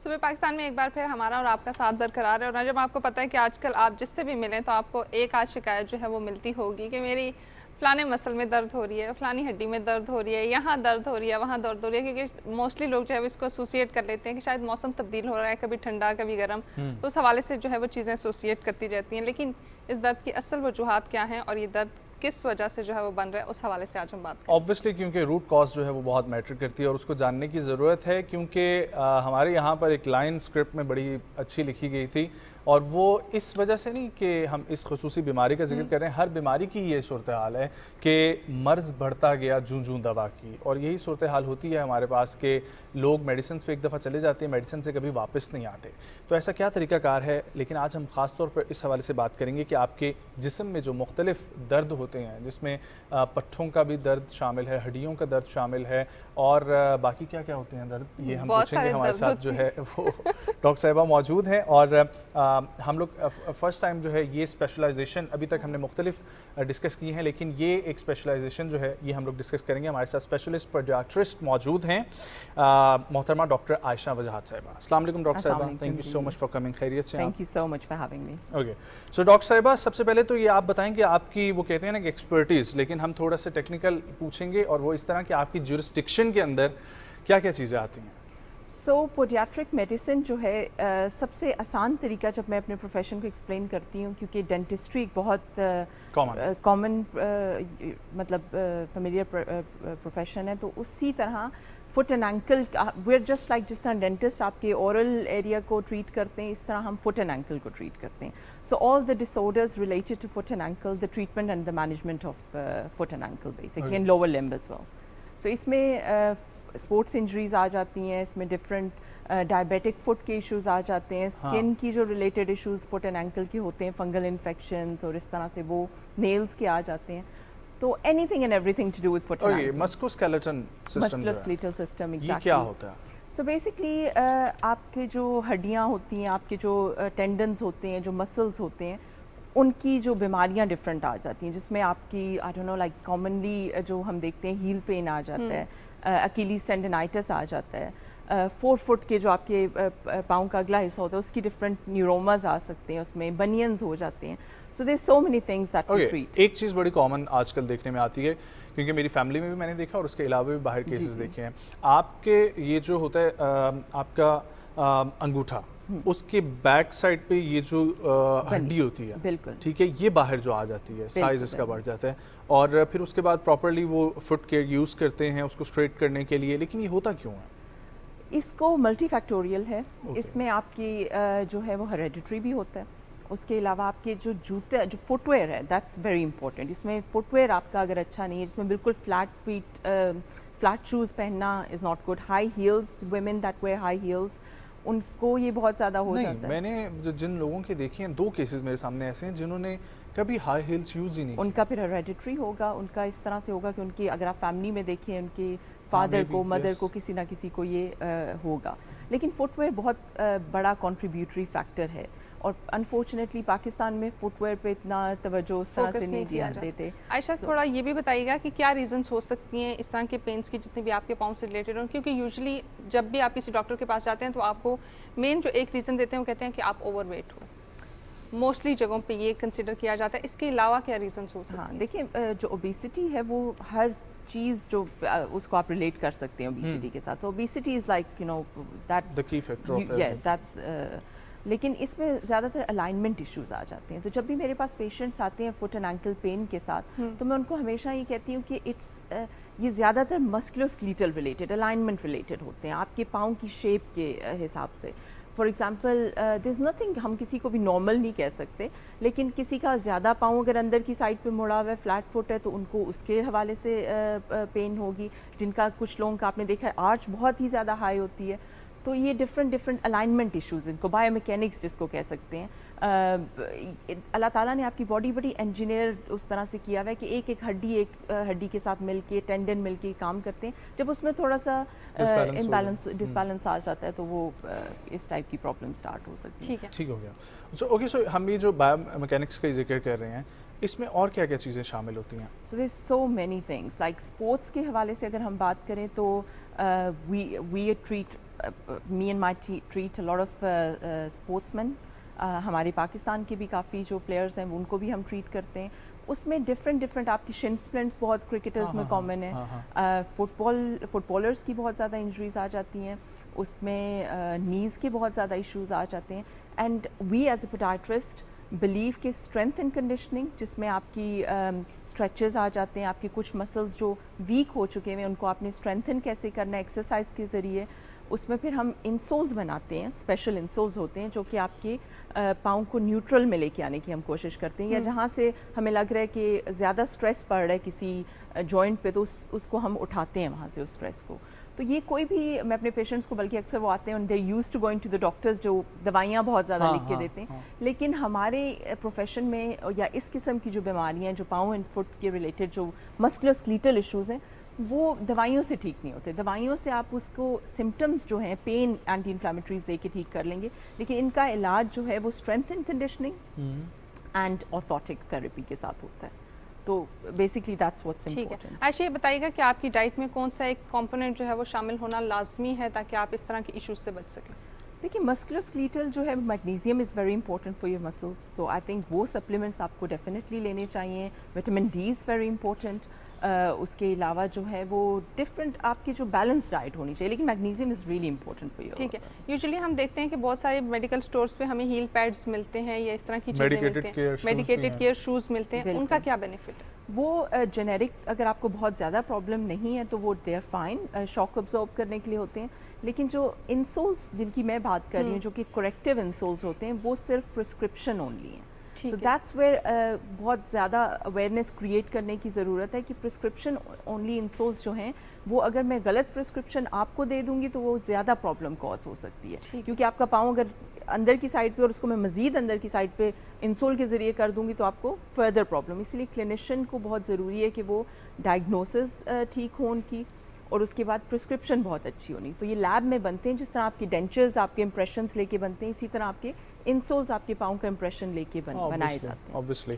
अच्छा, मुझे ये बताएं, फंगल इन्फेक्शंस जो हैं वो बहुत ज़्यादा जब कॉमन होते हैं तो उसकी क्या कॉजेस हैं? आई थिंक आजकल तो बहुत ज़्यादा पेशेंट्स आ रहे हैं गर्मी की वजह से। फंगस जो है ना वो ग्रो करती है मॉइस्चर में, heat moisture fungus loves all that, right. So आपने वो सब कुछ एलिमिनेट करना पड़ता है। अब हमारे यहाँ जब पेशेंट्स 5 वक्त अगर कोई वज़ू कर रहे हैं तो उसके बाद वो ड्राई नहीं करते अपने पाँव। तो पाँव ड्राई करना बहुत इंपॉर्टेंट है, क्योंकि अनफॉर्चुनेटली जब फंगस एक दफ़ा आ जाए तो to get rid of the fungus is very difficult. आपके नेल्स में जब चली जाए तो it can take years to treat fungal infection, specially अगर नेल्स में, क्योंकि नेल प्लेट बहुत स्लो ग्रो करती है। और फंगस जो है वो नेल प्लेट के नेल बेड में होती है, तो उधर पेनिट्रेट करने के लिए क्रीम्स का बड़ा मुश्किल होता है। So I think drying your feet regularly, specially in between the toes. और अगर आप कोई क्रीम भी अप्लाई करें तो उसको स्किन पे ऊपर पाँव के और नीचे करें, इन बिटवीन द टोज़ ना करें। बिल्कुल नहीं, ये काफ़ी बल्कि एजुकेट करने की ज़रूरत है, क्योंकि उसमें क्या होता है कि जब आप अंगूठों के दरमियान में कोई क्रीम लगाते हैं तो मॉइस्चर ज़्यादा हो जाता है, बिकॉज इट्स क्लोज स्पेस ना। तो उसमें आपको ड्राई करना। ओके, और फिर ऐसे मौसम में आप शूज़ और सॉक्स को अवॉइड करें? इट ऑल डिपेंड्स, डिपेंड करता है कि आपको कितना ज़रूरी है शूज़। और अगर आपने पहने भी हैं तो मेक श्योर करें कि आप अपने सॉक्स डेली चेंज करें। जो शूज़ हैं उनके अंदर स्प्रे करें एंटी फंगल। कोई नहीं चेंज करता? Daily change is the must, या। आप सोच लें कि कितने लोग होंगे जिस वक्त इस चीज़ से खुद को एसोसिएट कर रहे होंगे। आई होप कि सब चेंज करते हैं। सरप्राइज नहीं करते सब। आयशा, आगे बताइएगा, फुट एंड एंकल के जो इश्यूज होते हैं मोस्टली लोगों को जब होते हैं तो एक्सरसाइज करना या खुद के ऊपर किसी भी किस्म का वॉक या बर्डन डालना जो है वो छोड़ देते हैं। ये कितना इम्पैक्ट करती है किसी भी चीज़ को ठीक करने में या ज़्यादा मजीद बिगाड़ने में? देखिए, इट्स अ विशियस सर्कल कि अगर आप जाते हैं जिम में, for example someone who is never been to the gym, all of a sudden they get up and they want to, which is a good thing, but उनके पाँव में issue आ जाता है तो वो फिर वो जिम ऑब्वियसली वो नहीं कर सकते। और अगर वो करते रहेंगे इम्पैक्टफुल एक्सरसाइजेस तो ज़्यादा आपकी प्रॉब्लम वर्स हो जाएगी।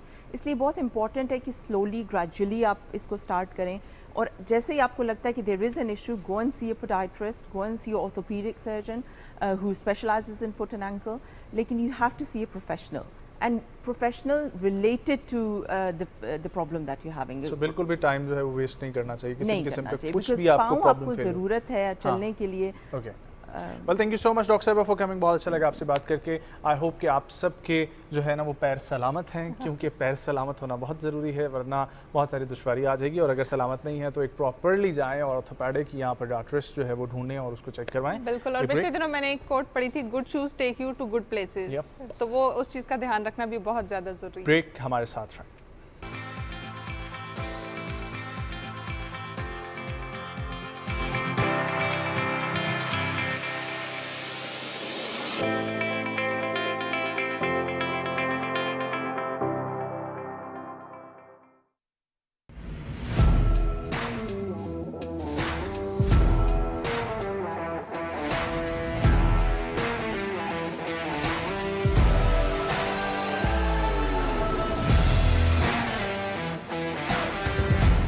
पीटीवी एकेडमी पे हम आपको यही सिखाएंगे कि ड्रामे का मेकअप कैसा होता है, फिल्म का मेकअप कैसा होता है, और कमर्शियल्स में जो मेकअप होता है वो कैसा होता है। तो ये सब सीखने के लिए आपको आना पड़ेगा पीटीवी एकेडमी।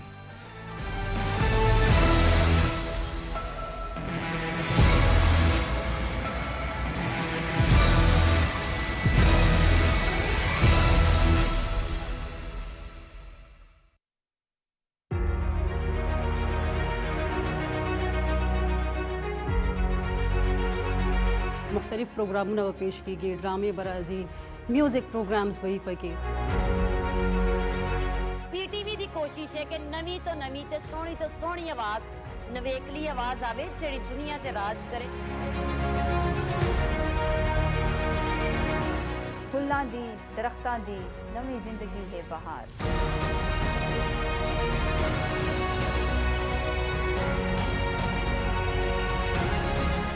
सिंध जो ख्वाब साबिया थियो।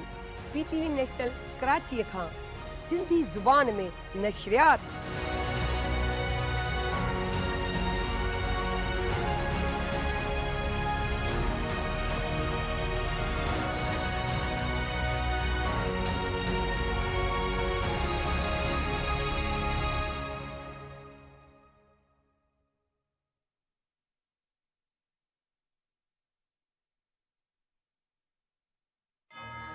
इनकी सारी तवानाई खत्म हो जाएगी और सारा शहर मेरे कर्जे में डूब जाएगा।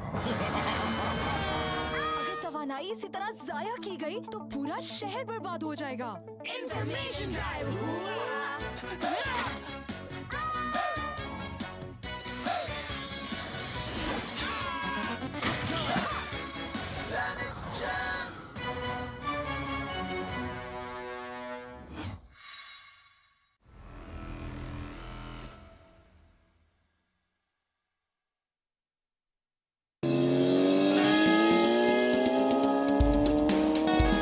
इन लोगों को फौरी अरेस्ट करें और इन पे भारी जुर्माने आयद करें।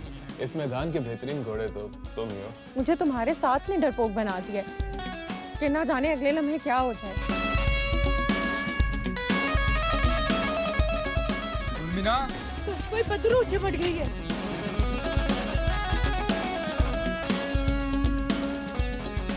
बुलंदियां पहाड़ों का जाल।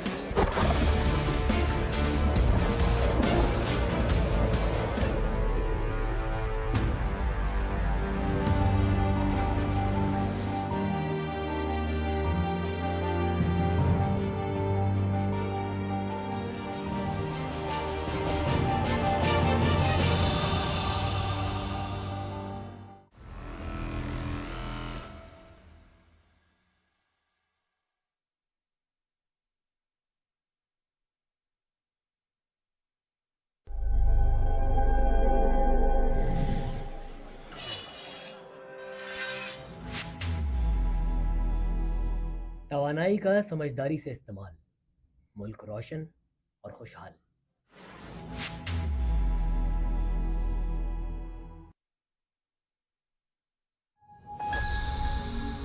मैं और मेरे जो प्रोड्यूसर थे हम तो एक डिब्बे में थे और मेरे चंद एक आर्टिस्ट जो थे वो दूसरे डिब्बे में थे।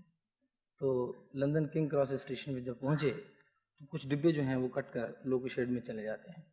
तो हम अपने डिब्बे में थे दोनों। हम जब सुबह 7 बजे उतरे तो हमारे आर्टिस्ट जो थे वो डिब्बे कट गए और वो लोको शेड में चले गए।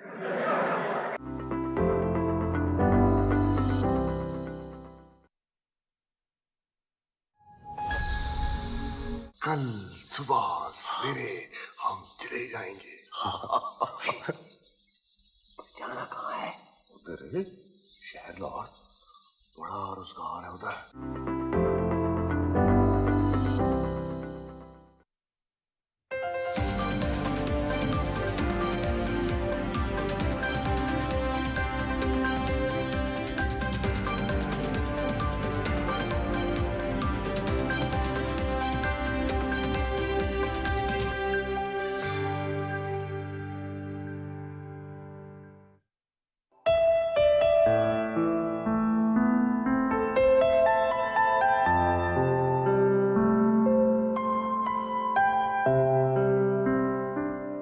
निगाहे इश्क़ो मस्ती में वही अव्वल, वही आखिर, वही कुरान, वही फुरकान, वही यासीन, वही त्वाहा।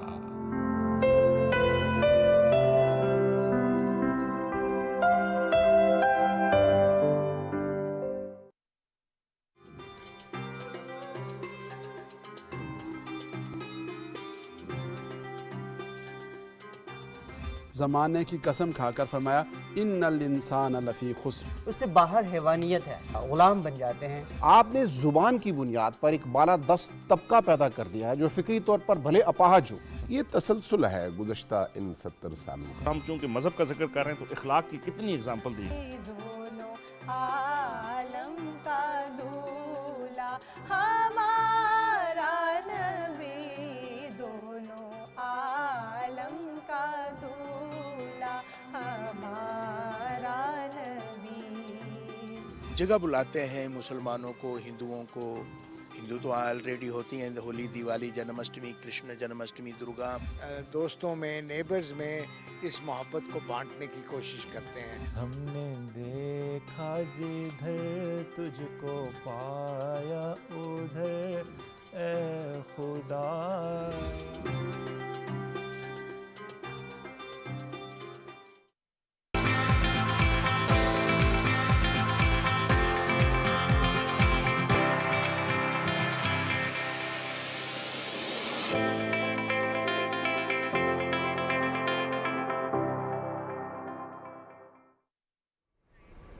Once again welcome back. और नजम, आपको पता है कि आजकल एक टर्मिनोलॉजी हमारे सामने बहुत ज़्यादा सामने आती जा रही है और यूथ जो है वो इसको बहुत ज़्यादा प्रमोट भी करी है, और वो है स्टार्टअप की। अब बहुत सारे लोगों को इसमें थोड़ी सी कन्फ्यूजन भी हो जाती है कि टर्म क्या है, लेकिन आपको पता है कि दुनिया का सबसे बड़ा मुकाबला जो है वो स्टार्टअप का, उसको कहा जाता है स्टार्टअप वर्ल्ड कप। ये क्या है, इस हवाले से क्या डिटेल्स हैं, इसमें किस तरीके से लोग हिस्सा लेते हैं और पाकिस्तानी बिलखसूस किस तरीके से वहाँ जाके खुद को रिप्रेजेंट करते हैं, इस हवाले से आज हम बात करेंगे डेफिनेटली। और उसके साथ साथ हम लोग जिक्र करेंगे पाकिस्तान जिस तरीके से आगे बढ़ रहा है, उसके अंदर बहुत सारे डेवलपमेंट सेक्टर्स में लोग काम कर रहे हैं, और उसमें एक बहुत अहम एक ऑर्गेनाइजेशन है नेस्टैप, हमारे की national science and technology park जो है, और उसके कुछ ऑनगोइंग प्रोजेक्ट्स हैं, उसको हम डिस्कस करेंगे। और ये स्टार्टअप वर्ल्ड कप जो है ये कहाँ पर हो रहा है, इसका अमेरिका ग्रैंड फाइनल जो है वहाँ पर होने जा रहा है, उसमें किस तरीके से पार्टिसिपेट कर रहा है पाकिस्तान। और रिसेंटली जिस किस्म का पाकिस्तान टेलीविज़न में भी आप लोगों ने देखा इनोवेशन हब, सो ये कोशिश है इस वक्त कि हमारी यूथ को मज़ीद एम्पावर किया जाए और वो रियल फेसेस जो हैं उनको सामने लाया जाए ताकि पाकिस्तान को आगे बढ़ाया जा सके। इसी पर बात करने के लिए हमें ज्वाइन कर रहे हैं दो ब्रेन्स जो काम कर रहे हैं इस तमाम तर आइडियाज़ पे। हमारे साथ मौजूद हैं प्रिंसिपल एडवाइज़र हैं national incubation centre for aerospace technologies के, और इनके साथ मौजूद हैं project director national incubation centre for aerospace technologies. Startup world cup के हवाले से हम लोग बात करेंगे। हमारे साथ मौजूद हैं एयर वाइस मार्शल रिटायर्ड जनाब असद इकराम साहब, और उनके साथ तशरीफ़ फरमा हैं इमरान जटाला साहब। अस्सलाम वालेकुम sir. Thank you so much आप दोनों का तशरीफ़ लाने के लिए। उम्मीद करता हूँ आप लोग खैरियत से होंगे सर। जी थैंक यू नजब। सर आपसे आगाज़ करूँगा, और गुफ्तगू का आगाज़ हम लोग यहाँ से करेंगे कि ये जो स्टार्टअप वर्ल्ड कप है इसके ऊपर हम आएंगे, लेकिन सबसे पहले ये national incubation centre for aerospace, इसके ऑनगोइंग प्रोजेक्ट्स के बारे में सर कुछ बताइएगा, और ये कितना ज़रूरी था इस वक्त में कि हम इसका स्टार्टअप लें और इसको आगे बढ़ा रहे हैं जो। जी थैंक यू नजम। इससे पहले कि मैं आपको प्रोजेक्ट्स के बारे में एग्जैक्टली बताऊँ, इम्पॉर्टेंट है कि हम समझें कि इसकी पोजीशन ओवरऑल इकोसिस्टम में क्या है नाईकैट की। तो नाईकैट जो है ये एक फंडेड प्रोजेक्ट है, funded by Ignite minister of IT, और this resides with the NASTP which is the national aerospace science and technology park, जो इस वक्त कायम है रावलपिंडी के पुराने एयरपोर्ट पे। अच्छा, and this is part of a much bigger project. एक बड़ा नेस्टैप है जो हमारा बन रहा है कामरा में, और एक यहाँ पे बन चुका है, फिर एक है जो कराची में बन रहा है और एक लाहौर में बन रहा है। बहुत खूब। इसके अलावा फिर और छोटे भी हैं जो प्लान हुए हुए हैं, खारिया में, सरगोदा में, और छोटे शहरों के अंदर भी, कोयटा में और फिर पेशावर में भी इंशाल्लाह। तो बेसिकली ये जो पूरा आइडिया है कोई 2017 में स्टार्ट हुआ। प्राइमरली एयरफोर्स का आइडिया था, और फिर जो सक्सेसिव लीडरशिप है नेशनल लेवल की उसने सपोर्ट किया, और फिर जब ये खाली हुआ है एयरपोर्ट पिंडी वाला, तो फिर एयरफोर्स ने डिसाइड किया, जो प्रेजेंट चीफ हैं एयर चीफ मार्शल बाबर, उनका आइडिया था कि इसको ही हम सबसे पहला ऑपरेशनल टेक्नोलॉजी पार्क बनाएं। डेफिनेटली। तो पिछले कोई 1.5 साल में इस पर काफ़ी काम हुआ, और अभी यह है कि वहाँ पर एयरफोर्स के अपने जो R&D यूनिट्स हैं वो वहाँ पे आगे हैं। उसके अलावा हमारे पास स्पेस है प्राइवेट सेक्टर के लिए। ऑलरेडी वहाँ पर आप खुश होंगे जान के कि 76 कंपनीज ऑलरेडी वहाँ पर आ चुकी हैं प्राइवेट सेक्टर की। प्राइवेट सेक्टर की। इसके अलावा हमारे पास वहाँ पर 2 इंक्यूबेशन सेंटर्स हैं। एक नाईकैट है जिसके ऊपर हम ज़्यादा बात करेंगे आज, जो इग्नाइट फंडेड है। yes. उसके बाद एक है जो हमने एक टर्किश कंपनी के साथ मिलकर बनाया है। Okay, nice, international venture, cyber security. बहुत खूब। अब वो इस वक्त वहाँ पे वो ऑनलाइन ट्रेनिंग्स करा रहे हैं, जो टर्की में भी होती है ट्रेनिंग और पाकिस्तान में भी हो रही है, और 600 में से 200 स्टूडेंट्स पाकिस्तानी हैं, बाकी 400 टर्क्स हैं, और वहाँ पर ट्रेनिंग के अलावा फिर स्टार्टअप्स भी हो रहे हैं। तो आप समझें कि एक किस्म का इकोसिस्टम बन जाता है। हाँ, नो डाउट। इसके अलावा ये है कि नेस्टेप के अपने ट्रेनिंग डिविजन्स भी हैं, और फिर एक सर्टिफिकेशन एजेंसी के भी ऑफिस वहाँ पे हैं। तो इसका आप करते क्यों हैं ये सारा, कि लोग मुख्तलिफ किस्मों के जो हैं वो वहाँ पे बैठें, आपस में बात कर सकें, और जिसे हम कहते हैं क्रॉस पॉलिनाइजेशन ऑफ आइडियाज़ हो सके। No doubt, no doubt. आपको ये पता है कि किसी भी इकॉनमी को डेवलप करने के लिए प्राइमरीली 3 मेन एजेंसीज होती हैं, गवर्नमेंट, इंडस्ट्री और एकेडमिया। एग्री। और काफ़ी अरसे से ये लाइकनेस थी कि इंडस्ट्री और एकेडमिया का लिंकेज। एग्जैक्टली। तो ये ऐसी जगह है जहाँ पे तीनों का लिंकेज है। बहुत खूब। क्योंकि गवर्नमेंट ने पॉलिसीज़ बनानी होती हैं, हाँ। और पे फंडिंग भी देनी होती है इसी तरह, और यहाँ पर गवर्नमेंट ने एक आपको इन्वायरमेंट बना के दे दी। हाँ। ठीक है जी। और फंडिंग भी अनाउंस की है मुख्तलिफ जगहों से, इंशाल्लाह वो भी आ जाएगी, और ख़ास तौर पे जो भी SIFC बना है उसके थ्रू हमें काफ़ी उम्मीद है कि जो फंडिंग बाहर से आएगी तो एक प्लेटफॉर्म हमारे पास अवेलेबल हो गया है कि वो फंडिंग आ सके और उसे प्रॉपर तरीके से हम इस्तेमाल कर सकें पाकिस्तान के अंदर। Definitely. So this is the whole plan. Okay. अच्छा, फिर एकेडमिया जो है इसके अंदर हम लोग अक्सर समझ रहे होते हैं कि खाली यूनिवर्सिटी एक एलिमेंट है। हाँ। लेकिन यूनिवर्सिटी के अलावा आप ये देखें कि आपको स्किल्ड, सेमी स्किल्ड लोग भी चाहिए। हाँ। ठीक है, वोकेशनल ट्रेनिंग भी चाहिए। हाँ। तो ये सारे एलिमेंट्स वहाँ पर अवेलेबल हैं अल्हम्दुलिल्लाह। इसके अलावा फिर इंडस्ट्री के अंदर प्राइवेट सेक्टर है, पब्लिक सेक्टर है, और इनको फीड कहाँ से होना है, स्टार्टअप्स ने करना है। इसी तरह। ठीक है, and that is where the incubators come in to be very important. तो हाँ। ये जो हमारा सारा प्लान है अल्हम्दुलिल्लाह अभी तक बहुत अच्छा चल रहा है। No doubt. और इसके अंदर इमरान आपको फर्दर बताएंगे कि जो इंक्यूबेशन वाला है, जो इंक्यूबेशन हम कर रहे हैं एरोस्पेस टेक्नोलॉजीज़, जो बहुत मुश्किल टेक्नोलॉजी है, इतनी आसान टेक्नोलॉजी है नहीं एंट्री के लिए, उस पे हमने अल्हम्दुलिल्लाह ये हम ऑलरेडी 6 महीने हो चुके हैं, और हमारा पहला कोहट आ चुका है, दूसरा आने वाला है।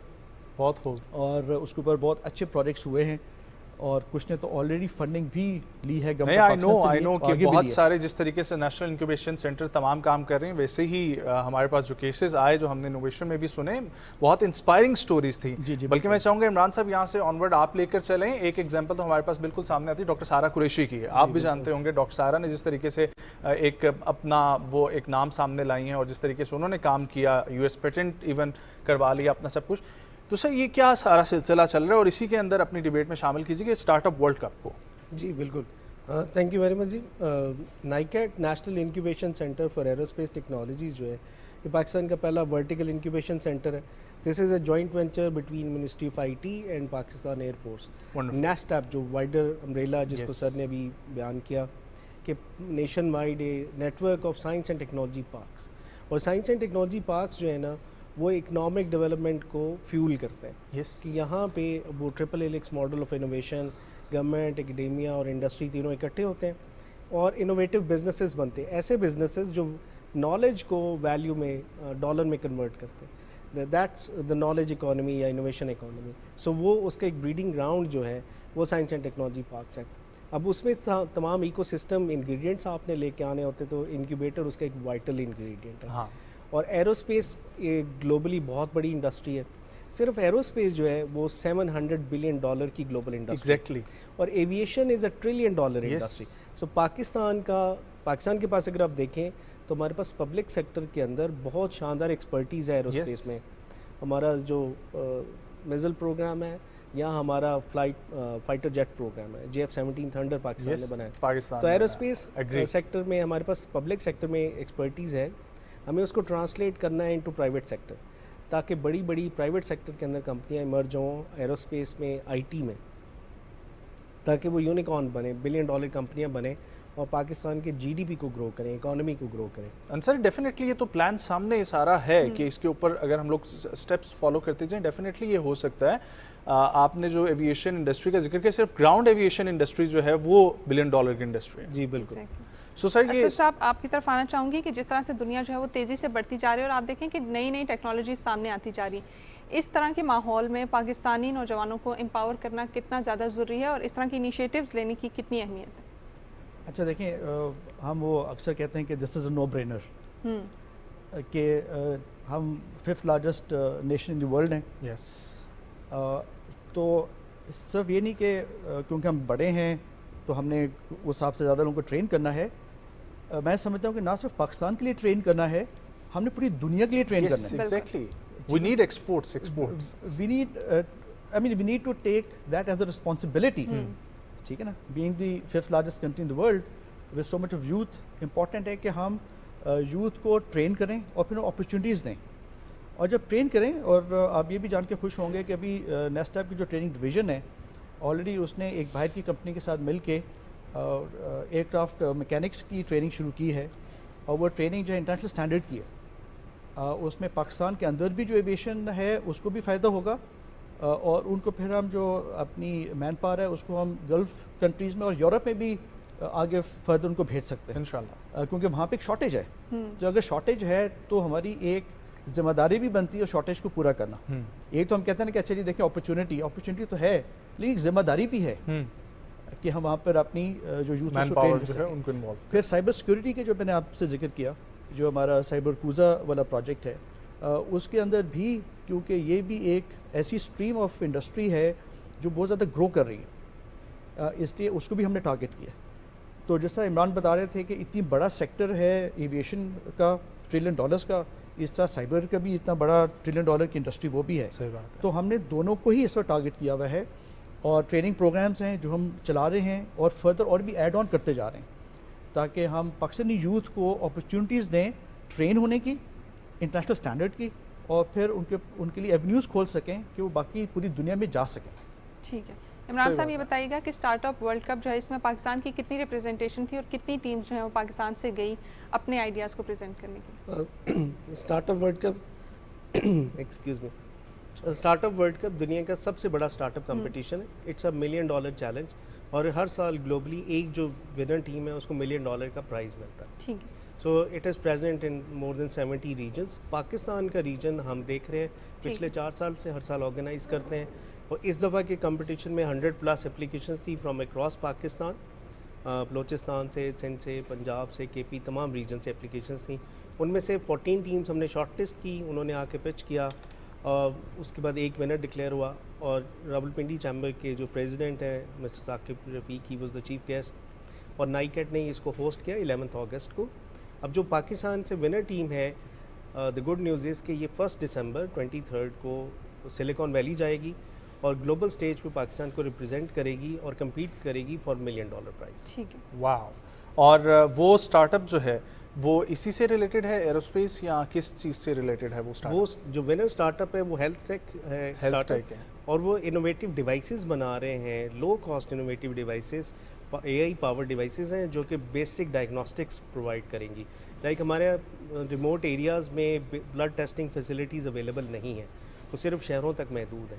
सो एक बेसिक हेल्थ यूनिट में 10,000 रुपये की डिवाइस जो कि अगर मलेरिया या डेंगू का डिटेक्शन कर सके, तो that can be a game changer for Pakistan. No doubt. Sir, जाने से पहले एक लास्ट AVM सर आपसे एक सवाल है, और वो ये कि नेशनल इंक्यूबेशन सेंटर्स जो हैं, चाहे जिसमें भी हम कंप्यूटिंग में देखें, आर्टिफिशियल इंटेलिजेंस का देख लें, एरोस्पेस का देख लें, ये कितना रोल प्ले कर रहे हैं? 2017 ऑनवर्ड्स तो हमने बहुत सारे ऐसे आइडियाज़ देखे हैं जो वो बच्चे उसमें गए थे और आज वो अपने स्टार्टअप्स रन कर रहे हैं, वो बिज़नेस कर रहे हैं, बहुत सारे ऐसे हैं जो इंटरनेशनल वेंचर्स कर रहे हैं। तो सर ये कितना ज़रूरी है कि इसमें ज़्यादा से ज़्यादा इन्वेस्ट किया जाए, ताकि हमारे बच्चों में इन्वेस्ट करना है ये? देखें, जो भी आप पैसा लगाते हैं तरबियत में, तालीम और तरबियत में, वो कभी रहेगा नहीं जाता। ठीक, ये जो फंडिंग है ये बहुत आप समझें कि फोकस फंडिंग होती है, जिस पे हम लोग फॉर एग्जांपल नाइकेट में जो टीम्स आती हैं उनको टेक्निकल सपोर्ट भी देते हैं, उनको कनेक्ट करते हैं मेंटोर्स के साथ। यस, उनको हम फंडिंग भी अरेंज करने की कोशिश करते हैं कि वो भी इनको मिल जाए, मेंटोरशिप, उनको ट्रेनिंग देते हैं, ट्रेनिंग उनको हम बिज़नेस ट्रेनिंग भी देते हैं, लीडरशिप ट्रेनिंग भी देते हैं। ठीक है, तो बेसिक तो आप चाह रहे हैं कि आपके ये सारे जो बच्चे हैं ये दुनिया में लीडर्स बने, चाहे वो बिज़नेस में लीडर्स बनते हैं, टेक्नोलॉजी में लीडर बनते हैं, किसी भी चीज़ में लीडर्स बनते हैं। तो आप ये देखें कि इस तरह के प्रोग्राम्स जब आपके बच्चों को तैयार कर रहे हैं कि वो दुनिया में जा सके और अपना नाम पैदा कर सके अपने लिए और अपने मुल्क के लिए, तो उससे बेहतर और क्या हो सकता है। डेफिनेटली। और ये है कि पाकिस्तान में फॉर्चुनेटली बहुत अच्छा सक्सेस रेट है इस चीज़ का। यस है, क्योंकि अभी देखें कुछ तो बच्चे हैं जिन्होंने फर्स्ट प्राइज़ ले लिया, लेकिन वो भी तो हैं जो मार्जिन से सेकंड थर्ड से रह गए थे, वो कम तो नहीं है। हाँ, या वो लोग जो उस जिसमें जिन्होंने हिस्सा लिया। Agree. So they are all winners for us. Well, thank you so much sir for coming, pleasure seeing you, और wish you guys best of luck. आप इसी तरीके से बहुत अच्छा काम कर रहे हैं, करते रहें। डेफिनेटली हम उम्मीद करते हैं कि जो स्टार्टअप का एक नया सिस्टम शुरू हुआ है ये पाकिस्तान को बहुत फ़ायदा देगा, टेक्नोलॉजी में आगे बढ़ाने में, हमारी एक्सपोर्ट्स को बढ़ाने में, हमारी मैन पावर को दुनिया में फैलाने में। और ज़ाहिर बात है हर एक स्ट्रक्चर जो है उसको मजबूत करने के लिए ज़रूरी है कि नेशनल इंक्यूबेशन सेंटर्स काम करते हैं। वो आपकी यूथ को एम्पावर करने में कि किस तरीके से आपका जो बड़ा हिस्सा पॉपुलेशन का जिस पर डिपेंड करता है वो हमारी यूथ है, तो ऑफ कोर्स अगर वो एम्पावर होगी तो पूरा मुल्क जो है वो उसी के साथ साथ एम्पावर होता जाएगा। एग्री। ब्रेक की तरफ बढ़ेंगे, वापस आएंगे हमारे साथ।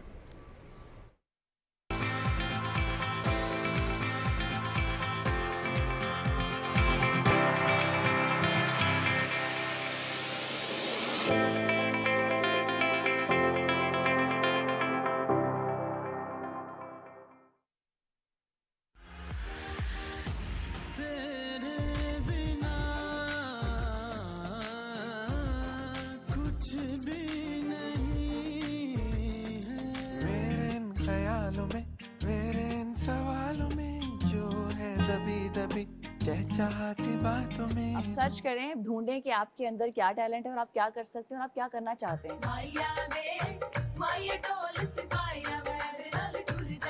हमारे शो का फॉर्मेट है काउंटडाउन होता है जिसमें हम लोग 10 सॉन्ग्स प्ले करते हैं।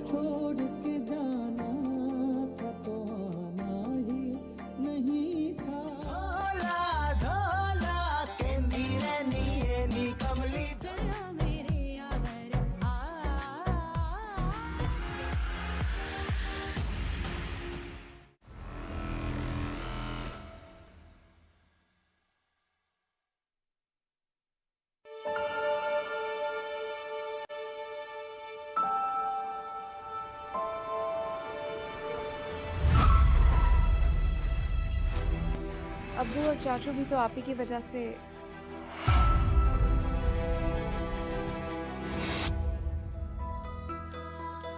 उसे अपने काम से बहुत इश्क। और आपको खतीजा से।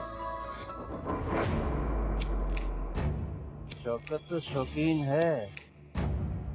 छोड़ बच्ची का हाथ। एक शर्त पे छोड़ दे कि तू मेरे साथ।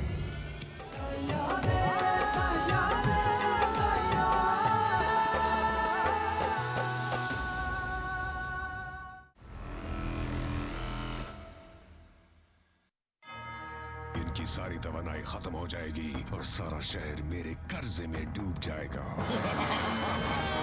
अगर तवानाई इसी तरह जाया की गई तो पूरा शहर बर्बाद हो जाएगा। Information drive.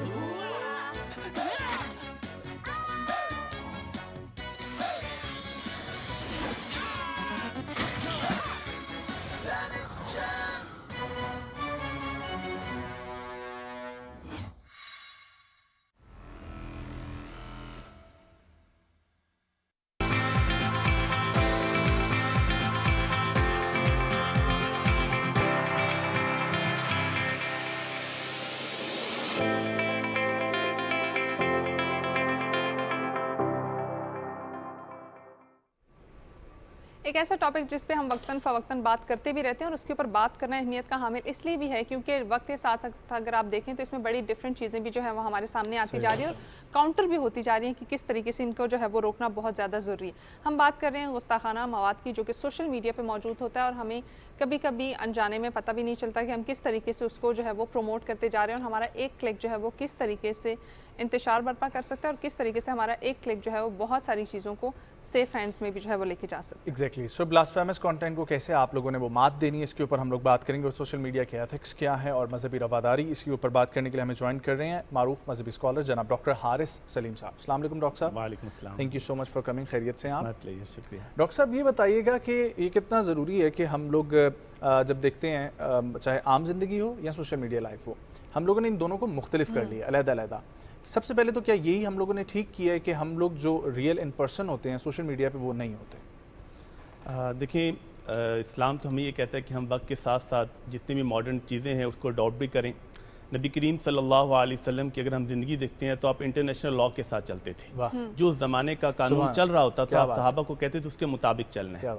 अब उसके अंदर नबी करीम सल्लल्लाहु अलैहि वसल्लम सहाबा की ट्रेनिंग करते थे, क्योंकि ज़ाहिर वो माशरा ऐसा नहीं था कि जिसमें वो एथिक्स होते, वो मोरालिटीज़ होती।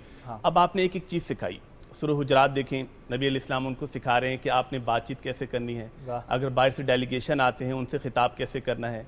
सूरत नूर पढ़िए, आपकी सोशल लाइफ में जॉइंट फैमिलीज रहती हैं, उसमें प्राइवेसी का ख्याल कैसे करना है, उसके अंदर एटिकेट्स मैनर्स क्या है। इशू ये है कि हम इस्लाम को उस तरह से पढ़ते नहीं हैं, क्योंकि हमारे सिलेबस में भी बसा औकात उस तरह से हम इंपॉर्टेंस नहीं देते। अगर हम प्रॉफिट सल्लम की सीरत को ही पढ़ लें, मेरा ख्याल है कि हम इस चीज़ को समझ जाएंगे कि हमारी पर्सनल लाइफ की लिमिटेशन क्या है। हमारी जब हम किसी मीटिंग में बैठे हैं, सोशल प्लेटफॉर्म इस्तेमाल कर रहे हैं, वहाँ पर हमारी लिमिटेशन क्या है, कहाँ तक बात करनी है, कहाँ तक नहीं करनी। इस्लाम पूरा हमें कंप्लीट कोड ऑफ लाइफ है। सही बात। डॉक्टर साहब, आपने बड़ी खूबसूरत बात की कि हमें इस्लाम का नॉलेज होना बहुत ज़्यादा ज़रूरी है, और आजकल मेरे ख्याल से हमें वही लैक करता है, इसीलिए हम बहुत सारी चीज़ों का काउंटर नहीं कर पा रहे होते, उसके काउंटर में अगेंस्ट में हम अपने दलाइल नहीं दे पा रहे होते, और इसी वजह से शायद हम बहुत ज़्यादा जज्बाती भी हो जाते और उस तरीके से लड़ना भी शुरू कर देते। क्या वजूहात हैं कि हम इन चीज़ों को कंट्रोल कर सकते हैं?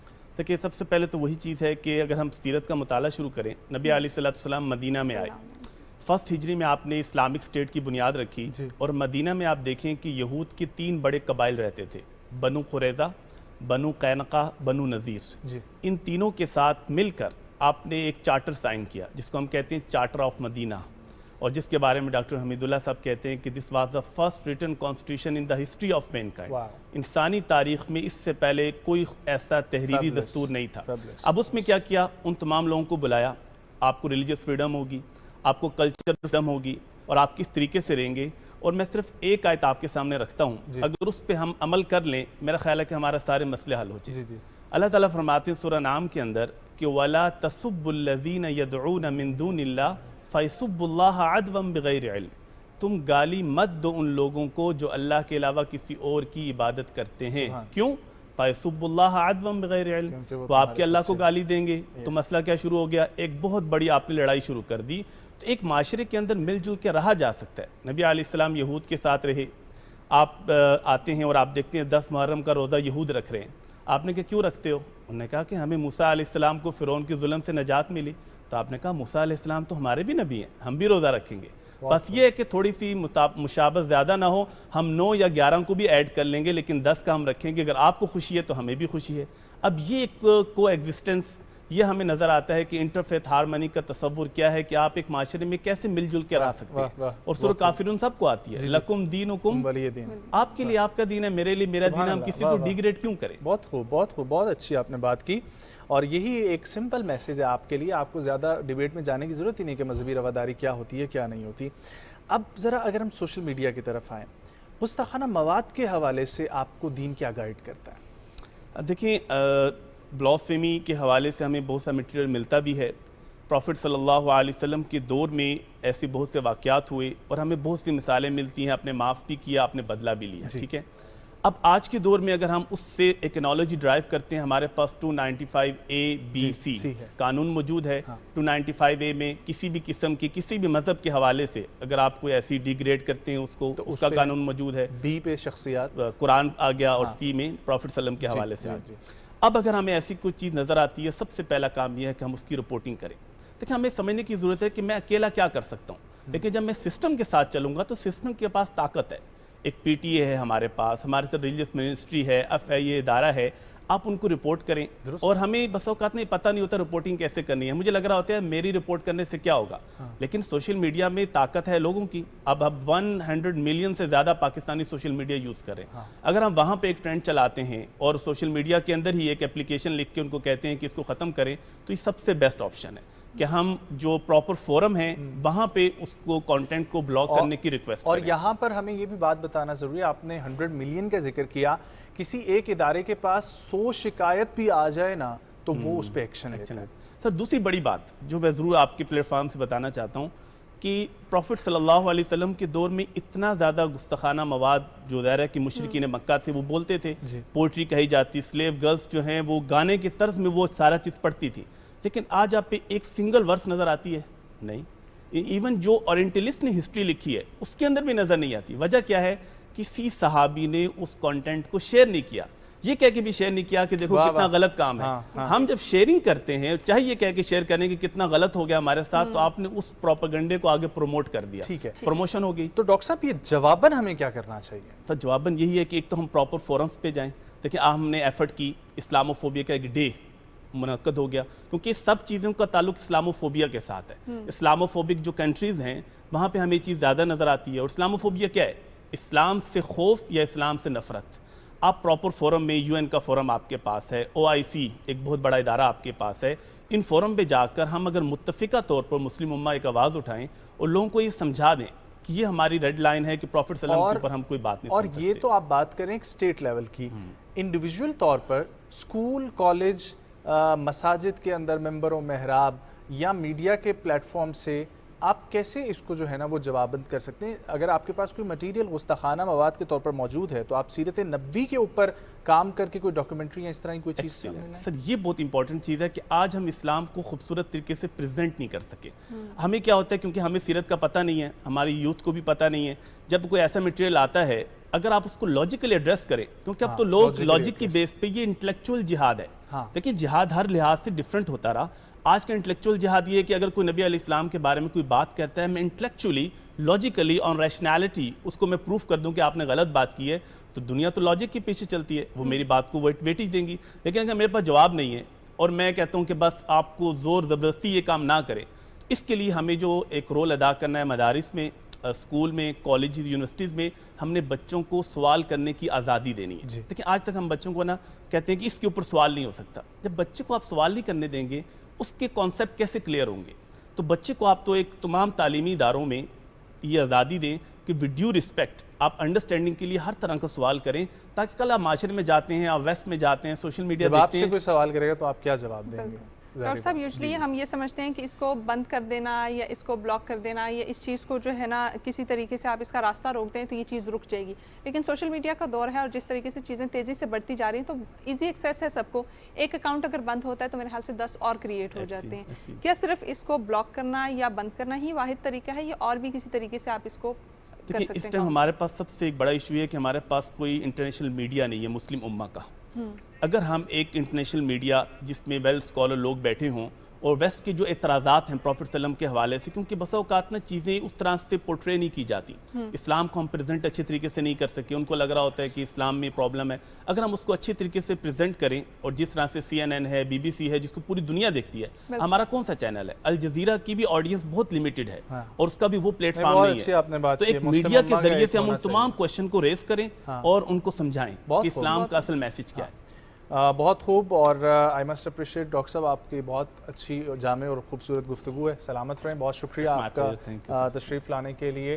ख़वातीन हज़रात, बस यही सीख है और यही हमें करना चाहिए कि जो हमारे ऊपर ज़िम्मेदारी है कि बहैसियत मुसलमान भी और बहैसियत एक मुस्लिम शहरी कि हम लोग ये नफ़रत के माहौल को ज़रा साइड पे करें, क्योंकि प्यार और मोहब्बत और अमन का मैसेज बचपन से हम सुनते हैं जब इस्लाम देता है, तो ज़रा उसको एक दफ़ा प्रैक्टिस करके देखें कितना फ़ायदा होगा इस पूरे माशरे को। मुझे रोशना को सुबह पाकिस्तान की टीम को दीजिए इजाज़त, मुलाकात हुई कल, बहुत सारा ख्याल रखें, अल्लाह हाफ़िज़।